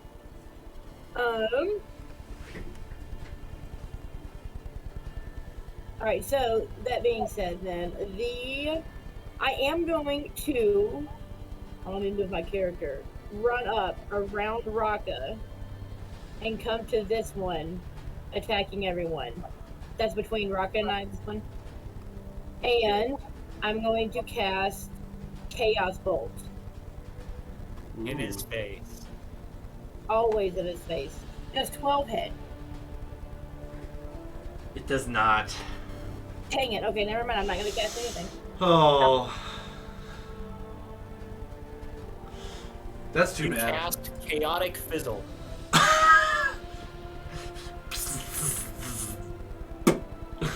Little firework goes up. But nothing more than that. It's like a party popper. Uh-huh. That brings us to my guys. I think Liz is done. Yeah, Liz, are you done? Oh, yeah, sorry. Okay, yes. Cool. 1, 2, 3, 4, 5, 6.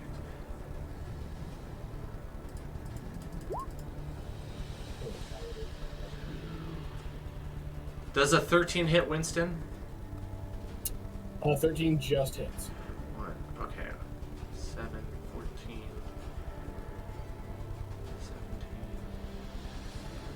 It's going to take 25 piercing damage as 5 javelins, or 4 javelins land in his side. Oh, baby. One comes flying at you with a 15. Negative, sir. Negative? Okay, he messes that up. Another one... No, the crocodile is going to make a bite attack at you, Petal, with a critical fail. He falls on the ground, prone, but he was already prone. Did he bite his own tail? He bites his own tail, but he's a lizard, so he doesn't care. This one lizard folk moves up next to Elvira and is going to make a multi-attack. Does an 11 or a natural 20 hit? So, Let's see.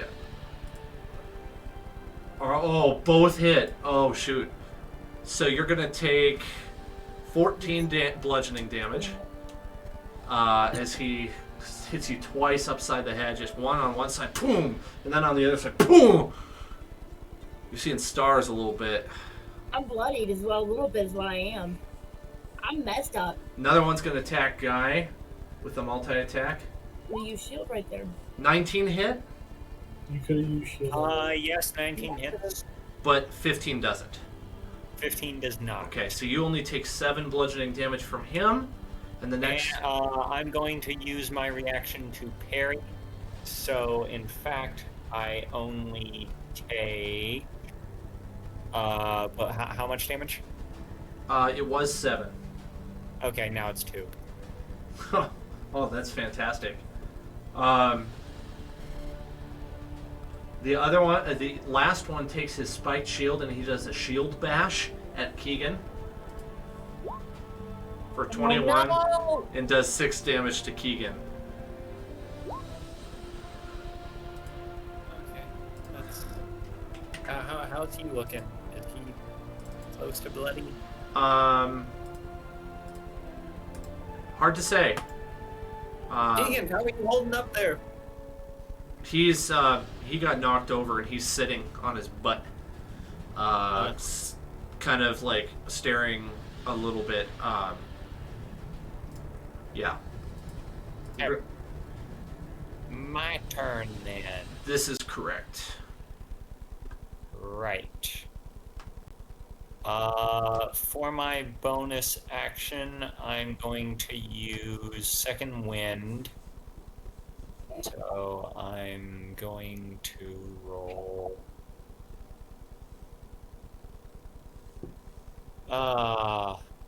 That's. Yeah, come on. Are you attacking the left or Okay. right one? No, I healed myself. Oh, you healed yourself. Sorry, I was just distracted enough. I missed that. And then I'm going to attack. That must have been a bonus action, huh? Oh, well, you have. Yeah. Okay. Hey, did the lizard? Are either of those lizards on fire? No, neither of them are. No. You killed both the ones that were on fire. Okay. Okay, I'm going to attack then. Okay. Does a 15 hit? Correct. Yeah, I mean, yes. Okay. Are they both at full, or have either of them been hurt? This one has. Okay, I want to attack that one. As soon as you're And- done with your turn, Eli will take a quick 5. That way, if you need like Okay. a snack or anything, you can, and then we'll pick back up on He Raka. takes 7. He takes 6 pierce slashing damage and 1 question mark damage, and gets lit on fire.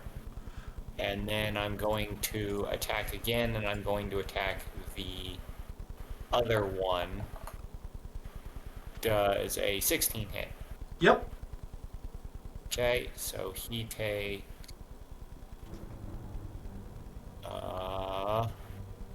7 slashing damage and 3 question mark damage, and gets lit on fire.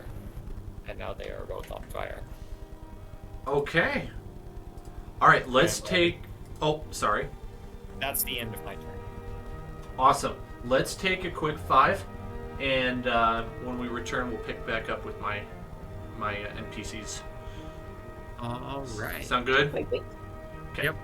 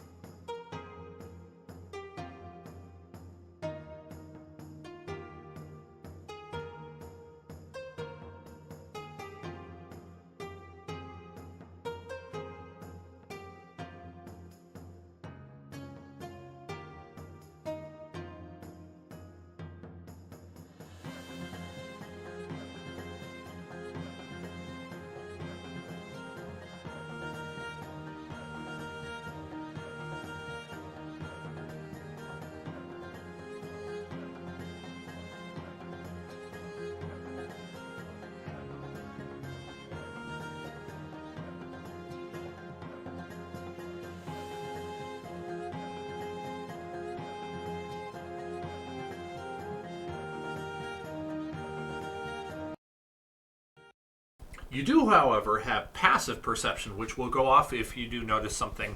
You have a pretty decent passive perception, I think. Mm-hmm. It's 14. 14, yeah, that's pretty high. So chances are if something's going to happen, you're going to notice.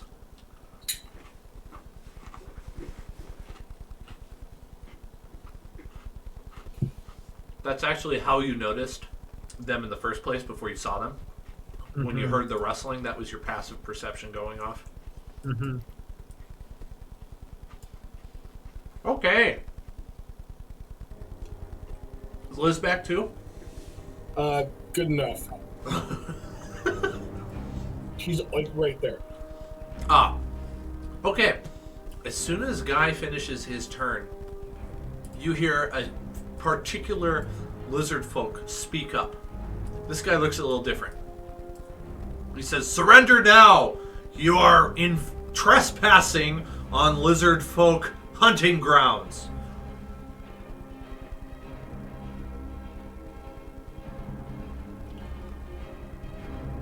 And all of the lizard folk stop fighting, except for one that throws a javelin and kills the crocodile.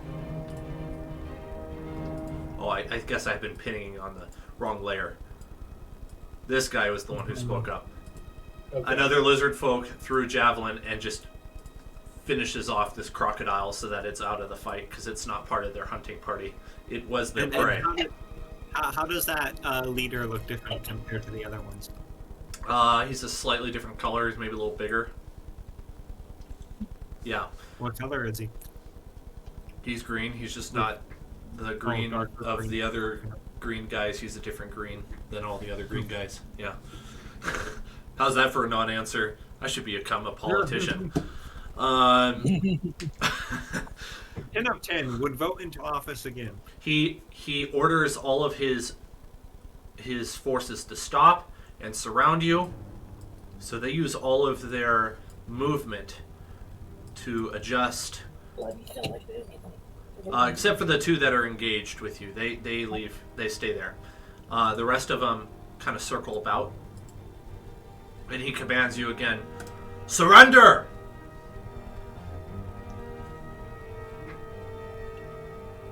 So unless you continue the initiative and... Oh, I did this out of turn. Crap. Well, too late. Because it's going to be Petal's turn next. If Petal decides to keep fighting, he can. Otherwise, the initiative's been dropped by the enemy.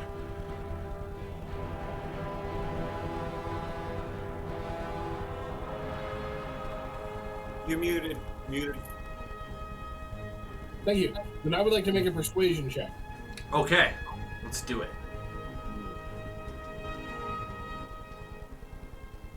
How about we leave your hunting area? We will not surrender, but we are amenable to peace. And you can keep all the crocodiles we killed. Shut your mouth! He demands tribute for those of his tribe that have fallen. You have killed 6 of my lizard folk. I demand something in return. No, the crocodiles were already ours. But you keep all of the crocodiles. He commands you to turn out your pockets and to drop your belongings. Mm-mm. 2 attacks right to his face. You commanded the one thing I will not do. Right. That was never gonna happen. You've committed. You have committed big mistake. You have committed. I think it's time to call in Vorn. Boom! What a solid hit on that lizard folk. The 24.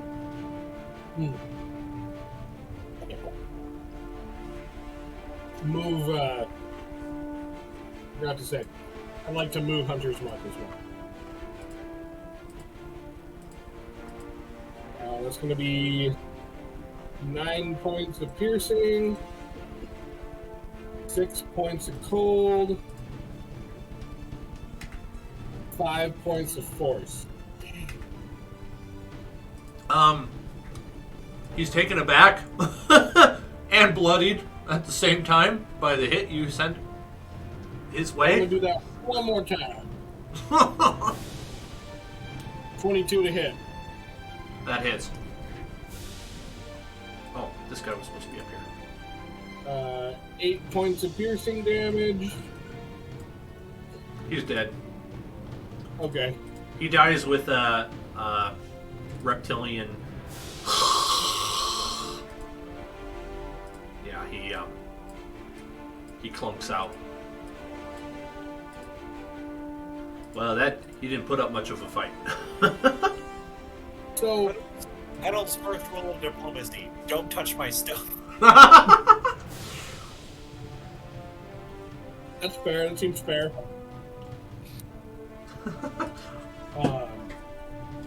Okay. I know it doesn't specifically state this, but would Winston's stomp attack be able to affect more than one lizard person, considering their size medium and he's size huge? What's the range on it? Reach of 5 feet.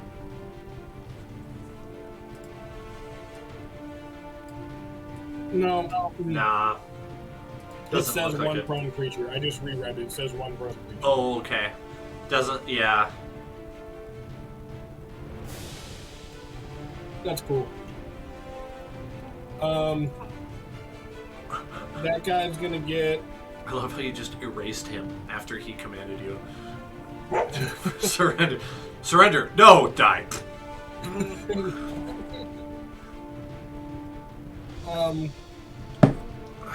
We're gonna go with a gore attack on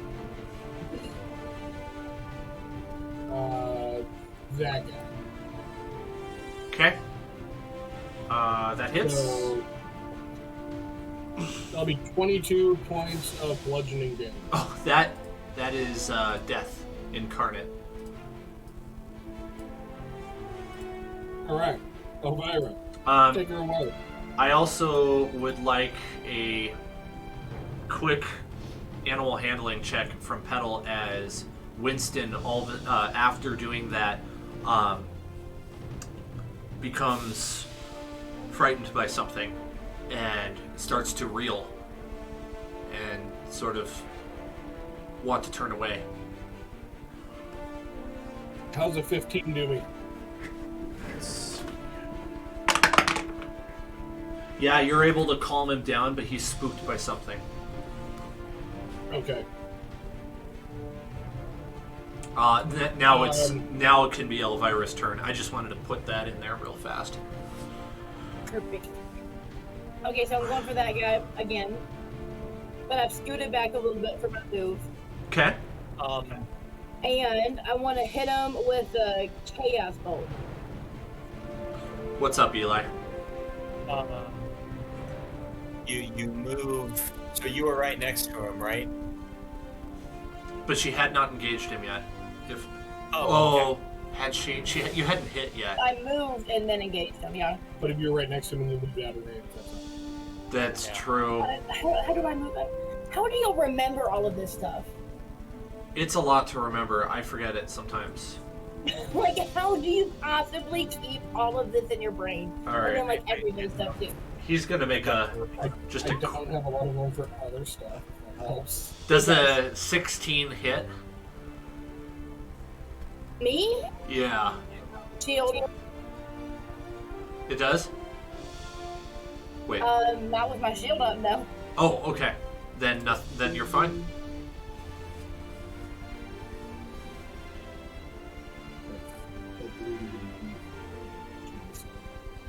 Well, damn it, never mind. Yes, 16 hits, I'm not counting. Okay. He does 7 piercing damage with a bite attack. And I'm dead. Oh, shoot. Well, I'm down, but yeah. Yeah, down but not out.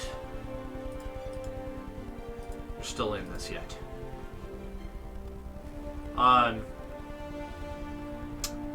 Well, the battlefield changes immediately after Elvira's turn ends, as the lizard folk make their approach to attack again, and you hear an unearthly roar come from north, due north, and a pounding of very, very large feet. And you hear several quieter screeches. Due north is Stumbling into your view is this. A zombified Tyrannosaurus with zombies spilling out of its mouth, running at full force towards you. The lizard folk abandon their hunt and you, and peel off across. Oops, that was Winston. You can move him too. We're leaving as well. That was a big fish. I can't grab the ones I want. They book it. These ones over by you do not leave because they. I'm ruling that they're just dumb or something. They're distracted or not too smart or something like that, so they haven't moved. You're no longer in initiative. Well, we're gonna get out of here. We're gonna say that Vorn has made it up a little bit further as well. I'm going to grab Elvira. Keegan jumps back up onto his feet and runs with Raka and Cassandra back to the boat. Dexterity checks, please. Let's see. Oh, Elvira needs help. Raka's gonna help you. I grabbed her. I grabbed her. The guy grabbed me. Yeah, but you're gonna need help because you're gonna only have half movement speed, I think, if you're carrying her alone. Oh, okay. That's fair. So let me check the stats for this here.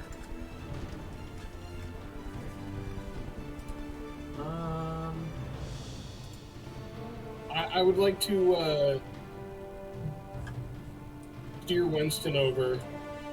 I'll hit Winston with a quick cure wounds at 2nd level. Okay, sounds good.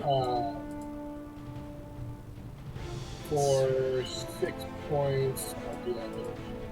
And then while they're getting Elvira over, I'm gonna take some rope and tie Winston, not like in his normal spot because that's where Vorn is, but I'm gonna just tie him to the boat and get everybody moving downstream as quickly as possible, and then I'm gonna come and cure wounds. While you're doing this, Cassandra puts on a very serious face as she focuses, and she casts at 1st level fog cloud and creates a 20-foot radius sphere of fog centered on this point right here. Let's do gray. Something like that to obscure the view. And Raka is also going, once he gets back to the boat, he's going to use, he's going to cast at 3rd level, call lightning one more time. He's going to begin casting it. It's going to take him a little time to get that spell up. And you're booking it out of here? Oh yeah. Okay.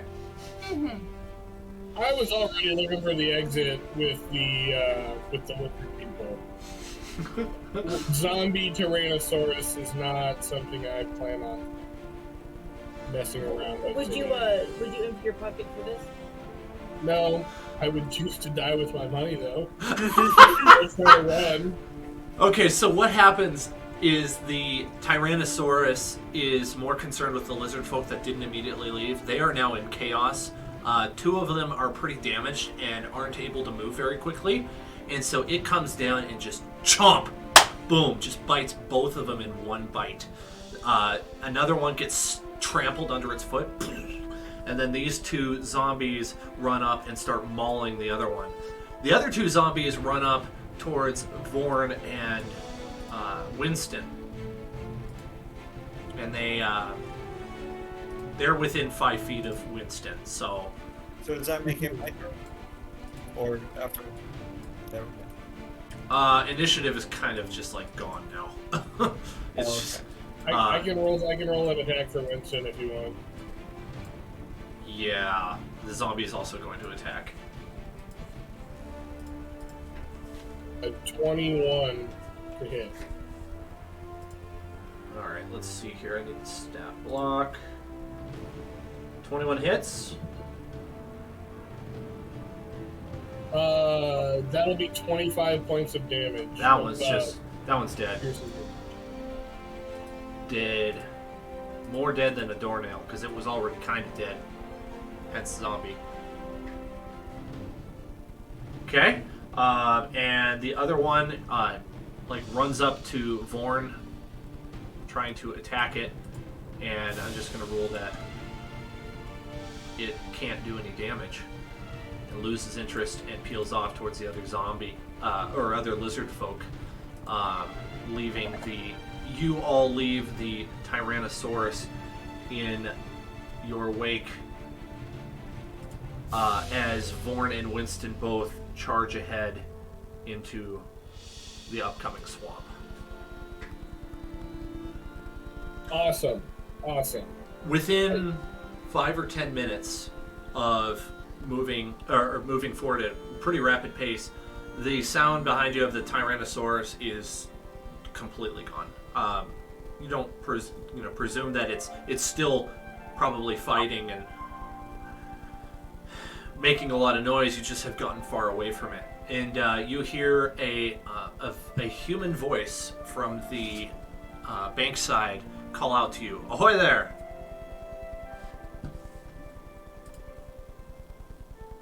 I'm gonna draw my bow very menacingly and try to point it, not shoot, but point at whoever says "Hoy there." Oh! Don't shoot! Don't shoot! The voice is a deep male voice. Actually, it sounds like a human. I should say. I should have said. Coming into sight, there is a dwarf and 3 humans right behind him, and they say, "We've been tracking that zombie horde for days." Oh, well, good luck with that. I think it just got a little bigger. How did you manage to survive? Ran. Right. Because the zombie horde is now going to include lizard people.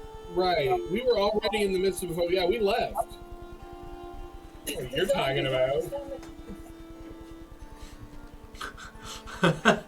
They're lizard people. We made a tactical withdrawal while your quarry was otherwise occupied.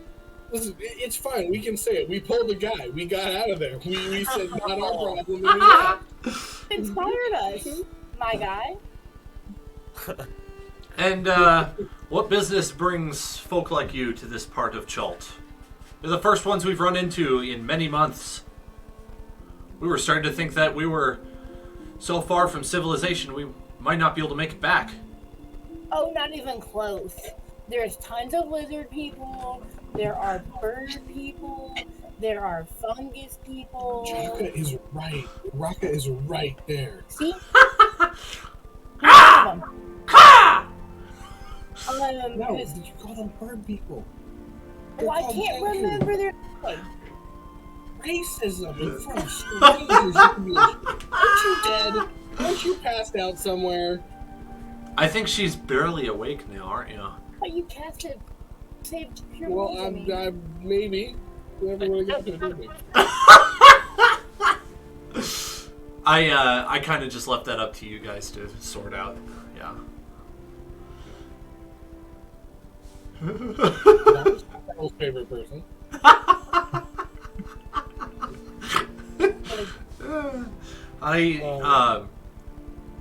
So, about that medical kit we have strapped to the back of Sharkon. Well, the dwarf. She doesn't even want to care about me. The dwarf is going to introduce himself. He says, "Well, My name is Ord Firebeard, and I am one of the captains under what's his name? Under Niles Breakbone of Camp Vengeance. Oh. Well, I am Emissary Petal of the Harlequin Court. These are my friends. We are currently making our way to Camp Vengeance after sorting out a minor spiritual matter. If you are making way to Camp Vengeance, you must come with haste. We need help, quickly. Man, we were really looking for a day of peace. Right. I mean, question. Do you have good hot food? He stops and thinks, yes, but that is not quite the issue. More than you would think, though. I'm glad to hear that. We have sick and dying soldiers. We need help desperately. Medics, healers. Okay, so you're not even looking for us, but we'll see you in Camp Vengeance. Bye. Right, yeah. We got to go around the bend with our boat here. Right, we wouldn't really do any help at all. And I'm going to, hide Cassandra with her staff, we're useless. He approaches even closer and he says, well, you might as well have a guide with you. My soldiers and I will show you the way. That's cool. We're no offense, but strange people coming out of the woods saying they're with some so-and-so that I don't know is not convincing evidence to let a bunch of armed strangers onto this beautiful vessel called the Plucked Monkey, by the way. Are you saying this to him? Yes, Sounds like I am saying this to him in no uncertain terms with Bo. Persuasion check, please. He's not lying. Let's get a persuasion check for that. Wait, okay, so is Elvira cast out, or did she have Cure Wounds cast? I'm confused. Yes, I cast Cure Wounds. Okay. They're just waited a little bit. There's just a little infighting going on, that's all. Get 8 hit points. No, that's not great. It's you awake. Cassandra is going to also cast Cure Wounds on you at second level. You said persuasion check? Yes, please. Elvira, you can take 13 points of healing. Okay, thank you. What was that, 14? You got a 14? Yes. Okay. I got a little sidetracked. Let's see here.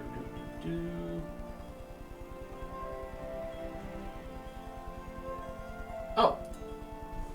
There we go. That's what I'm looking for. I'm not saying we're not going to stop at Camp Vengeance. I'm just saying I'm not giving this guy a ride just because he says he's from there.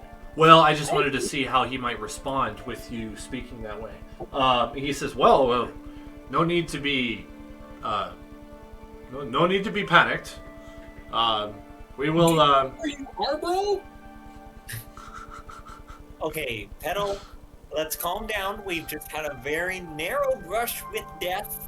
Yeah, a zombie Tyrannosaurus. Yep, I know, I saw it. I was there. I think we need to just take a breath. Now let's let these fine gentlemen on their way, and they will let us on ours without any problems. Yes, sure. Yes, we will. We will travel the more direct path. Will we see you at Camp Vengeance? Sounds good. Yep, sounds good. Y'all have safe travels with those zombies and the assorted other monstrosities out there. Yes, farewell. We look forward to meeting again. Please hurry. Camp Vengeance is in desperate need of reinforcements. I am in desperate need of wine. Opens alchemy jug and immediately starts consuming. I forgot we had that. I was going to pop one of the 100-year-old bottles, but thank you for reminding me. Wait. What happens if we put the 100-year-old wine in the alchemy jug? Does it turn into, even...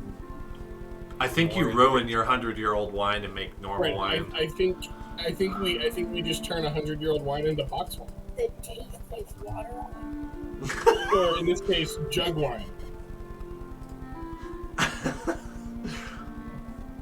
right, let's move you out of this random battle map finally. My daddy grew up on jug wine. There's nothing wrong with it. Elvira's from a very small, very rural town. You make it. Big aspirations, and a big loading space. You make it through the portion where the Aldani attacked you. No issue. There's really no trace of any more Aldani. Because we showed him who's boss. Yeah, you did. Little did we know they were the last Aldani in all of Jolt. We did the world a favor. Did you see those creepy things? Afternoon sets in. It's late afternoon, 2, 3, 4 o'clock, somewhere around there, and you find yourself at the fork of the river that you took. You had taken the right fork, so meaning that if you wanted to take what was otherwise the left fork previously, you have to make a right-hand turn. And as you do so, you find yourself back in territory that looks more like what it should have been. It's not swampy, it's not boggy. The river is flowing more cleanly. It's a little bit wider. You wonder, how did we miss this the first time? Oh well, I guess you make a couple mistakes traveling through Chult, especially if you're not from here. It do be like that. Yeah. And with the rest of your travel, you definitely, according to your map of where Camp Vengeance is, you're 5 miles away, but darkness is starting to fall. Well, guys, do we want to push through to Disease Land, or do we want to camp here? We need to camp here. I am exhausted. I gotta get my game back. Did you not get good sleep last time we had a chance? Huh? Did you not get good sleep last time? Last night? Yeah, there was this weirdly prophetic dream about some sort of T-Rex. Luckily, they were two separate monsters completely. Uh-huh. Now that I've seen a T-Rex in real life, Elvira knows that's not what that was.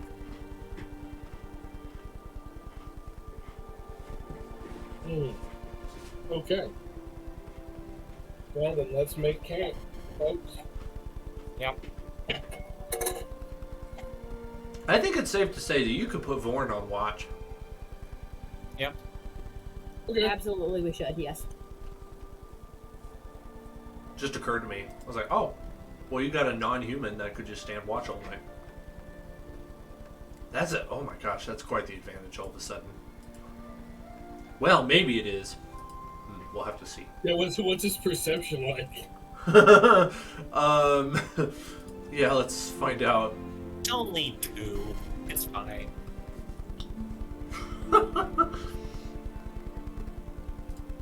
Let's see. Perception is, what is it, intelligence based, wisdom based. It's a +0. It's not bad. It's not great. But it could be a -4.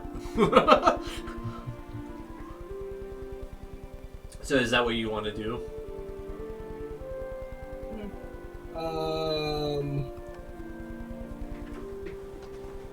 I'll still take at least one shift watch. Because I only need to meditate for 4 hours. Okay. So I can spend the rest of my short rest doing stuff like tending to the animals. You know. Sounds good. Is Winston gonna get all his hit points back on a long rest, or? Yeah. Okay. Because otherwise I can start spamming cure wounds.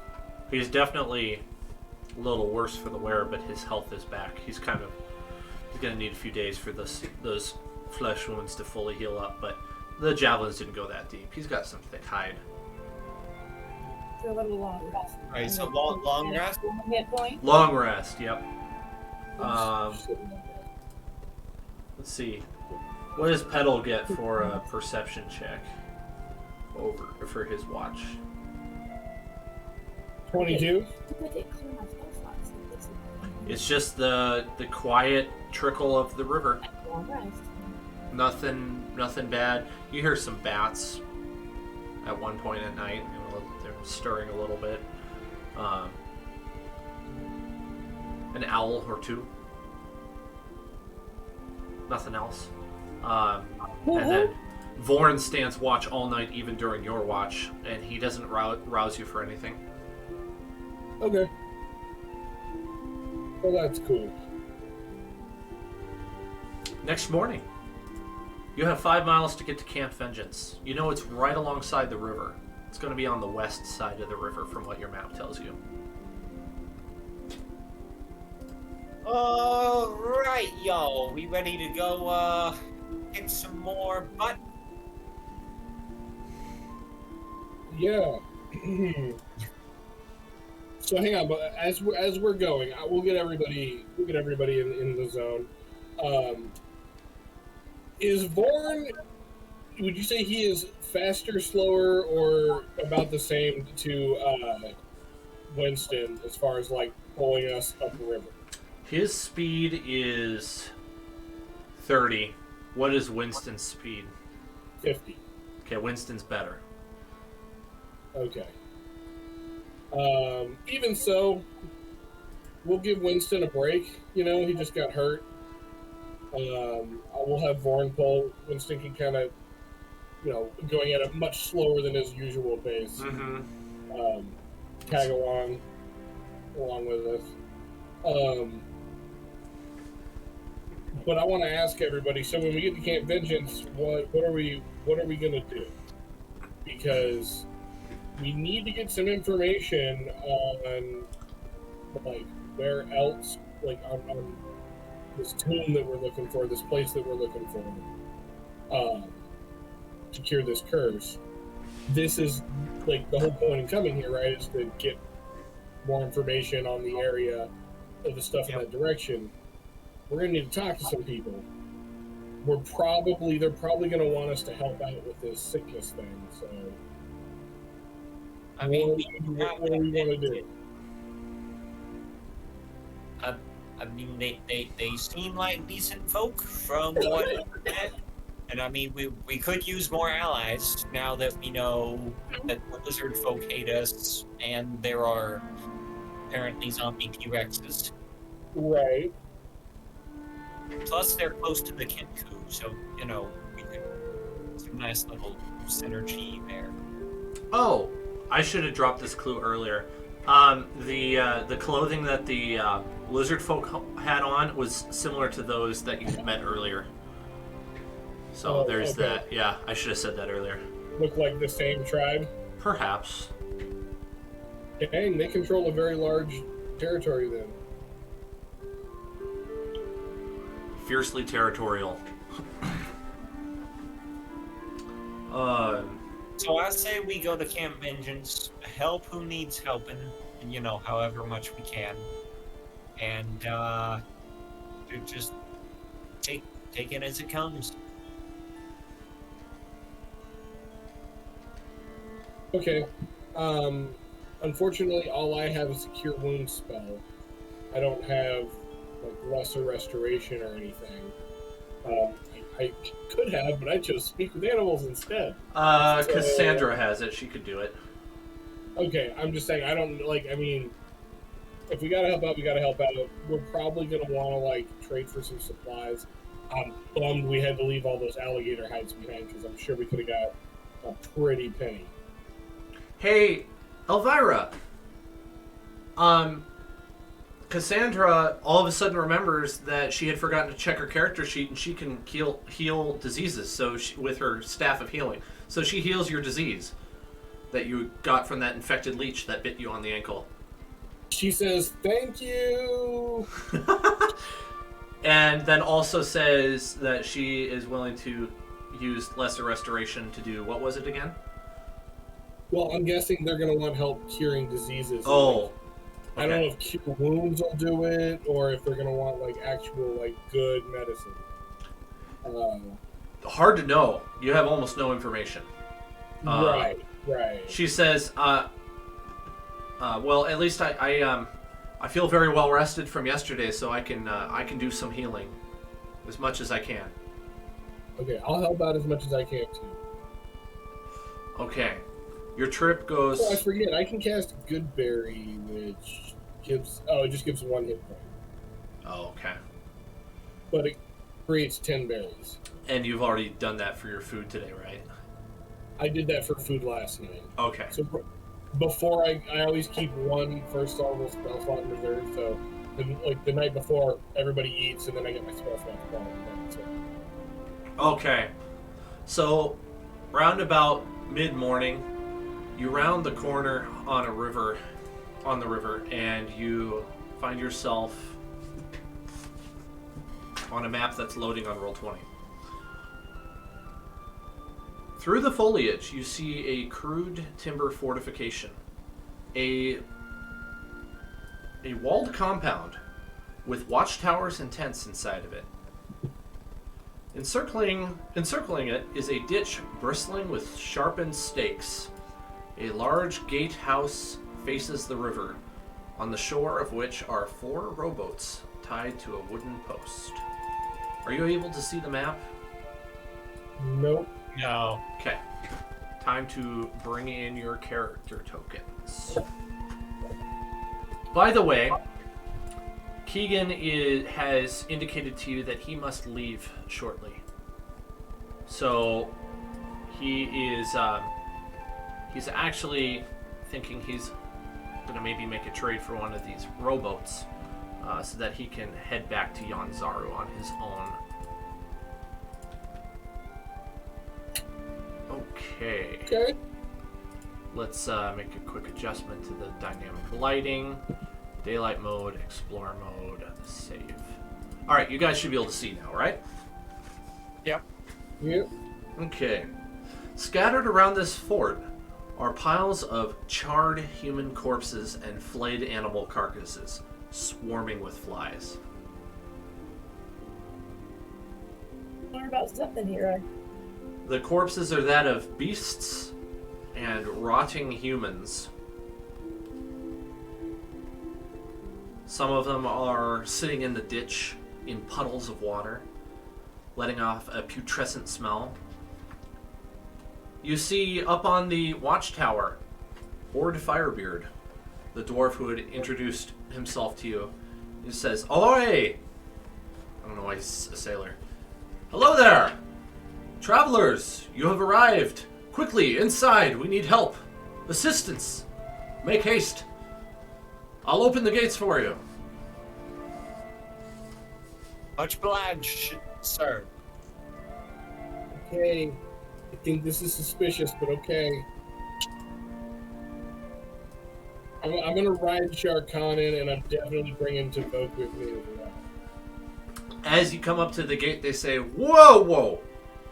That beast is going to have to stay out here, Sharkan." And you notice that the doorway's not really big enough for Winston to follow you inside.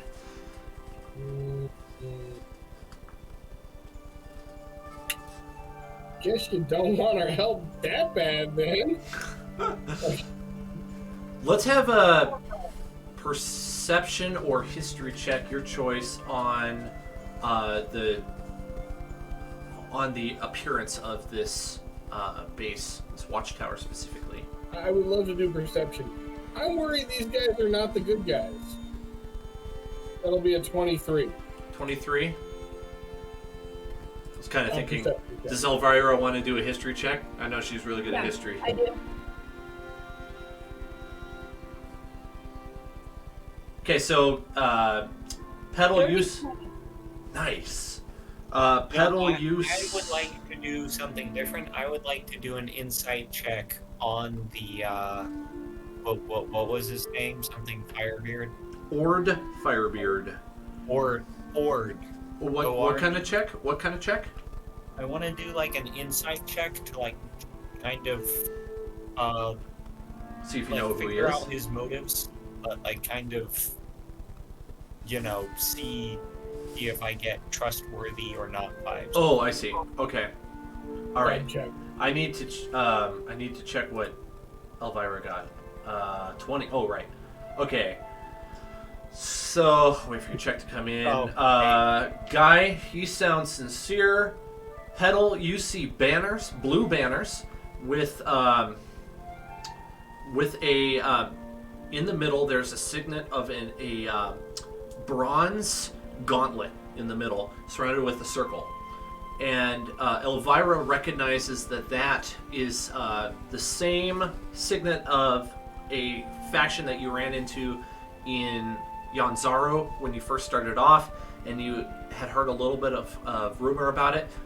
Something about the Order of the Gauntlet. They're not originally from Chult. They were also behind. They were also in Camp Righteous, right? Correct. You recognize that this is same colors.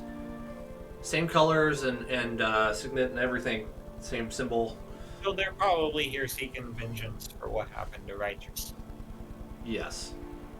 That would be a fair guess. Okay. In that case, I'll dismount. If they seem legit. If Guy thinks they're legit, I think they're legit. I'll dismount. Definitely keeping my weapons and my baby dragon with me. They don't stop you with that. They're just concerned about the tiger. Yeah, I mean, it'd be the first time they'd ever seen a person riding a tiger, so it's maybe reasonable to be a little concerned. I don't get what I want. I'm not saying it's not logical.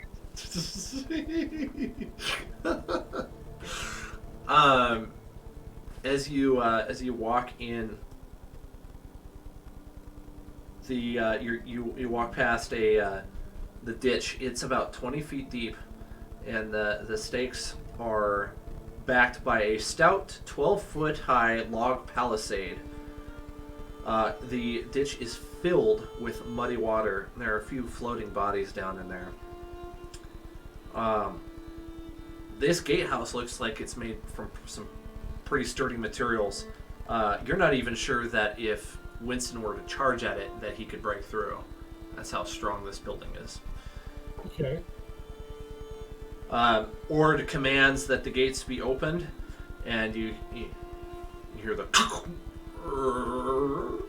as the gates open. This gatehouse has 2 levels that you can see. There are 2 guards up on top, and Ord has walked down to the bottom level. 1 second, and I'm going to reveal some stuff. There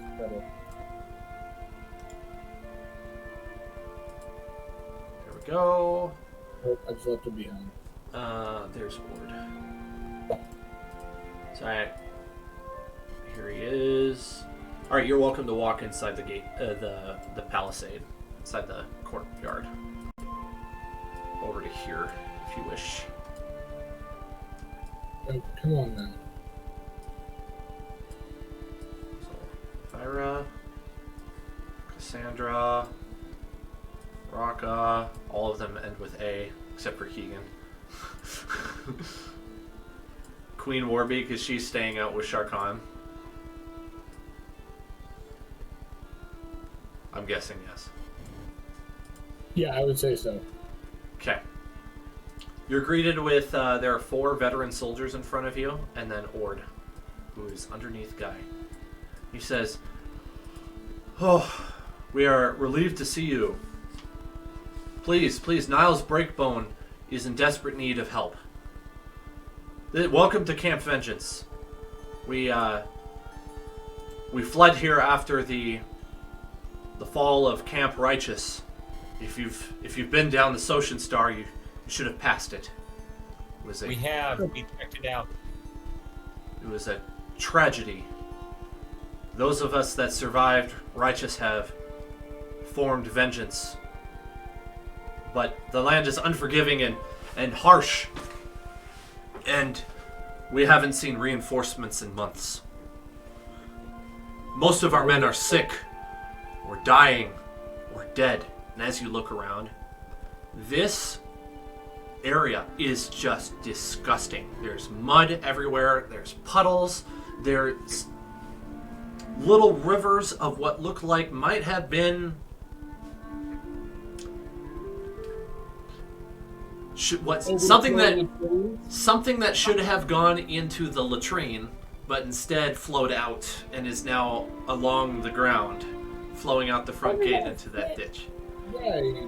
There are just There's no color or anything. there are men. Wash your butt.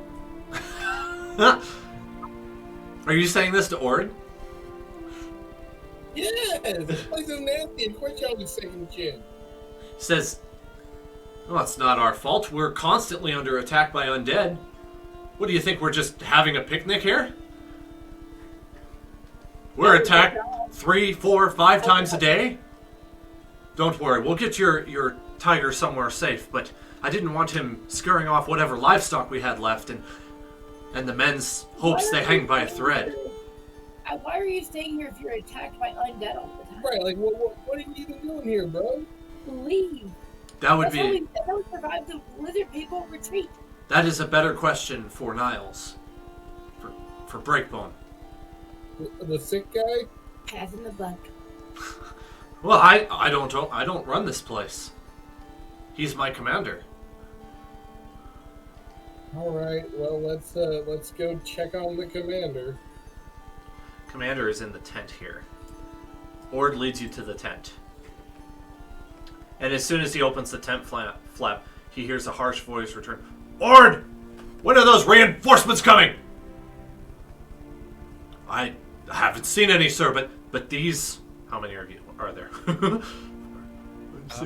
Six of you. These 6 arrived just now. The man turns... 7? Oh.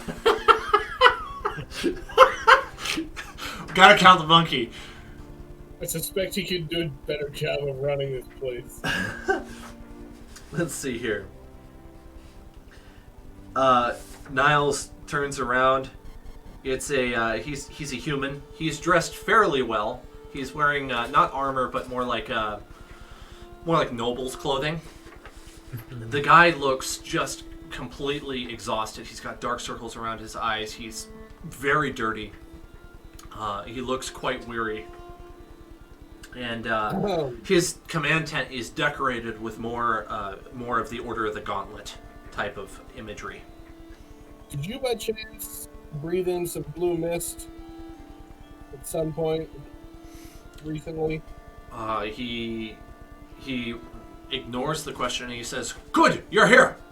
I need you to bring 30 men back to Yanzaro. Post haste." I'm going to immediately ask the second in command, did he wander into and possibly breathe some creepy blue mist when you guys were at Righteous or recently? He responds very angrily. Niles does. Niles says, "Silence! When I speak to you, you will respond! You will bring my men back to Yanzaru. That's an order. Now get to it." He turns back to his papers. Right. As soon as he turns his back, I'm gonna look at Ord Firebeard or whatever and be like, "Is he still breathing on the blue stuff?" Ord kind of gives it a little sigh. He's like, "Hey, be respectful." He says, "Don't come with me. Come with me." And he leads you back out of the tent. He says, "I know how this looks. Niles is... He's not the commander he could be. Certainly not. But, do give him credit. He has managed to keep vengeance running this entire time. But," and he speaks in a lower, more hushed tone, "he is not equipped for this command. This man, I don't know who assigned him to the jungles of Chult, but they did not know what they were doing. Now, you didn't hear that from me. We're gonna kill him. But... Are you saying that? Not to Ord. I just need to know. So if Ord, like... Are you saying that to your team? Okay. Loudly to herself. We're gonna kill him! Same plot limit works. So if in D&D, I'm like, we're gonna choke him out. That's what we're gonna do. Or it says, look, he's got his issues. He's still the commander. I still have to follow his orders. Now, can you bring the 6 soldiers back to Yanzaru or not? No. How many soldiers? Just curiosity, how many? And we're not going back to Yanzaru. That's the thing. We just came from there. Right. We have a whole other thing that we're doing that we're getting paid very well to do. But tell me how many there are that be able to help. There are 30 soldiers that need to be brought back up river on your boat, according to him. Do you have a boat that can hold 30 people? Because, like, we got a tiger and we're already a little cramped, bro. He says at this point it's not up to him, it's up to Niles. But if you help out around here, he might be able to put a good word in for you. We can do you a favor. If we work hard, they'll put in a good word so that we can do you a favor. No, we're good though, dude. Yeah. I mean, have a good peace and blessings, but no, we're not a charity. So what's up, God? What's up, guy? Well, there are people who are, well, I guess we haven't seen the sick and dying. If there are people who are sick and dying, right, we should help them. Now, maybe it's not the most profitable thing. We've picked up jugs of alchemy. We've picked up a whole lot of stuff. We've got plenty of profits we can take back to Yanzaru and sell there. Okay, but here's the thing. It's not just that. There's also the sick and dying person who hired us to go track down the way to stop this curse that's affecting apparently a lot of other people too. We're gonna have to go back just to come back. Right, like we've already been back, and we're double as far as we were last time. Like, that's a lot of travel, dude. That's a lot of travel, and these guys don't seem. I don't know, like. They don't seem like the best investment. I'm just saying, like they're out here following a very clearly poor leader. That's kind of on them, like, you know, like. And I'm gonna look at Ord and be like, look, dude, like, have a conversation with your people about civil disobedience, okay? Like, he's not helping you out. Forget him. He looks at you very sternly and he says, "If you're not careful, he will arrest you before you leave. This is insubordination." He'll leave. You know what? You're right. Touche.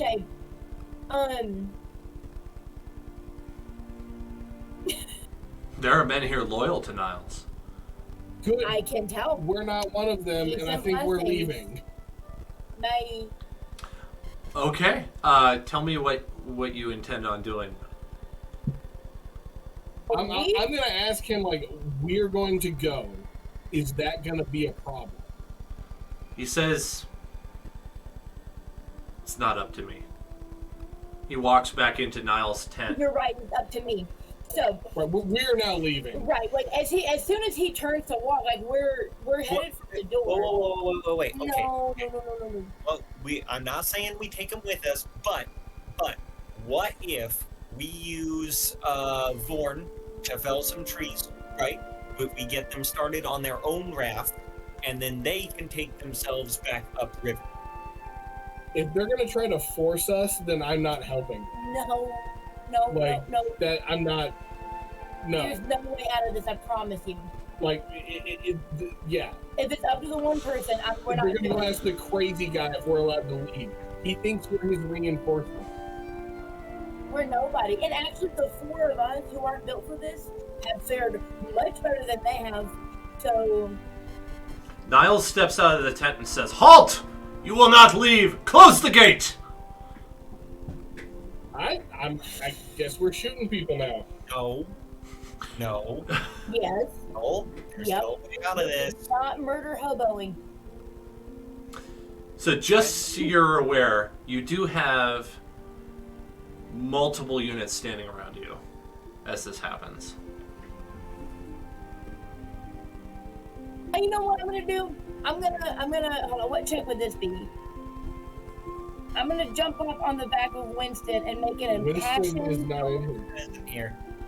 Well, I'm gonna jump up on the highest point and make an impassioned speech to everybody. There's an appropriately high barrel right over here. I'm gonna go over there and get up with him. It's a little wobbly, but you make I do. gotta zoom in a little bit. Hold on. Gosh dang it. Man, I never would have thought for Camp Vengeance to be like this. This is how it's written in the book, by the way.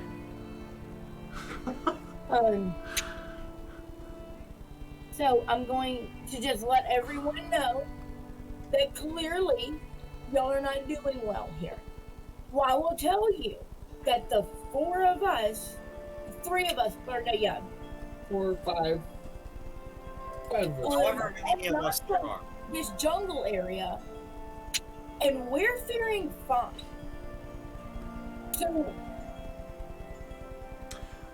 As I'm you, just letting you know that y'all's leader has done this to you. We came here to see if we can help you out. We're not required to do this. And you know what? Y'all aren't required to be here either. You're only required because he opened his mouth, and I point to Niles. I love There this. are more of y'all than there are of him. Elvira, Cassandra is moved by your speech and joins you, and she's going to assist you in your choice of performance or persuasion. So you can roll with advantage. And I'm putting this on the Lord helps those who help themselves. So screw this dude. And follow what I don't follow us. Actually, don't do that. We don't. Actually, bad idea.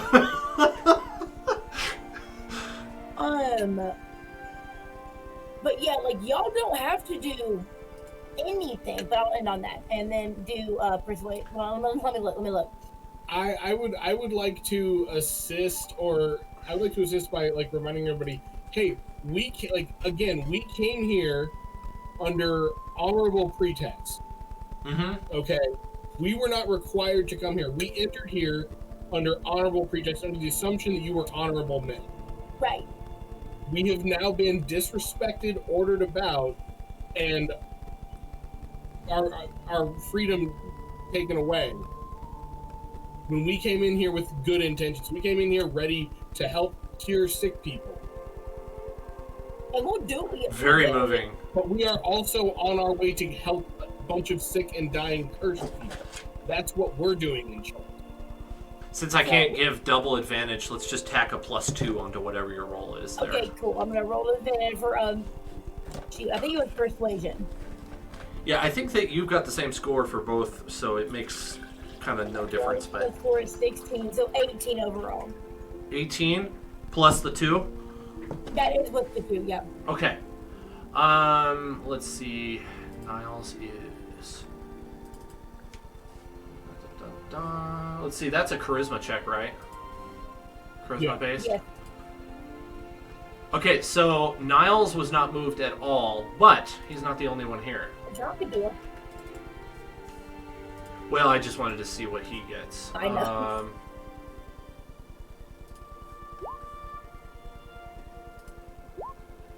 And what was your roll again? 18. Okay, the 4 veterans that stand before you all start nodding their heads. Like, you know what? This place does kind of stink. Literally and metaphorically. And let's see what Lord Firebrand does. That one's going to be at advantage for him. No, he just gets a 17, which is lower than your score with your roll, right? Okay. Ord isn't fully on board yet, but he's starting to. But he totally supports you, and like Niles shouldn't have tried to assert himself like that. Like, Right. so. And if it wasn't abundantly clear from what he said before, he's one of Niles' right-hand men. One. And he says, well, calm down. We can get this sorted out. Niles. He takes Niles aside into the tent. The two go quiet for a little while. The Alright, cool. While he's gone, y'all, seriously? We can walk out of this door right as this happens, you hear the gates open again. But this time, some other people walk in. I'd like to make a break for it. Well, there are 4 veterans and a captain standing in the doorway.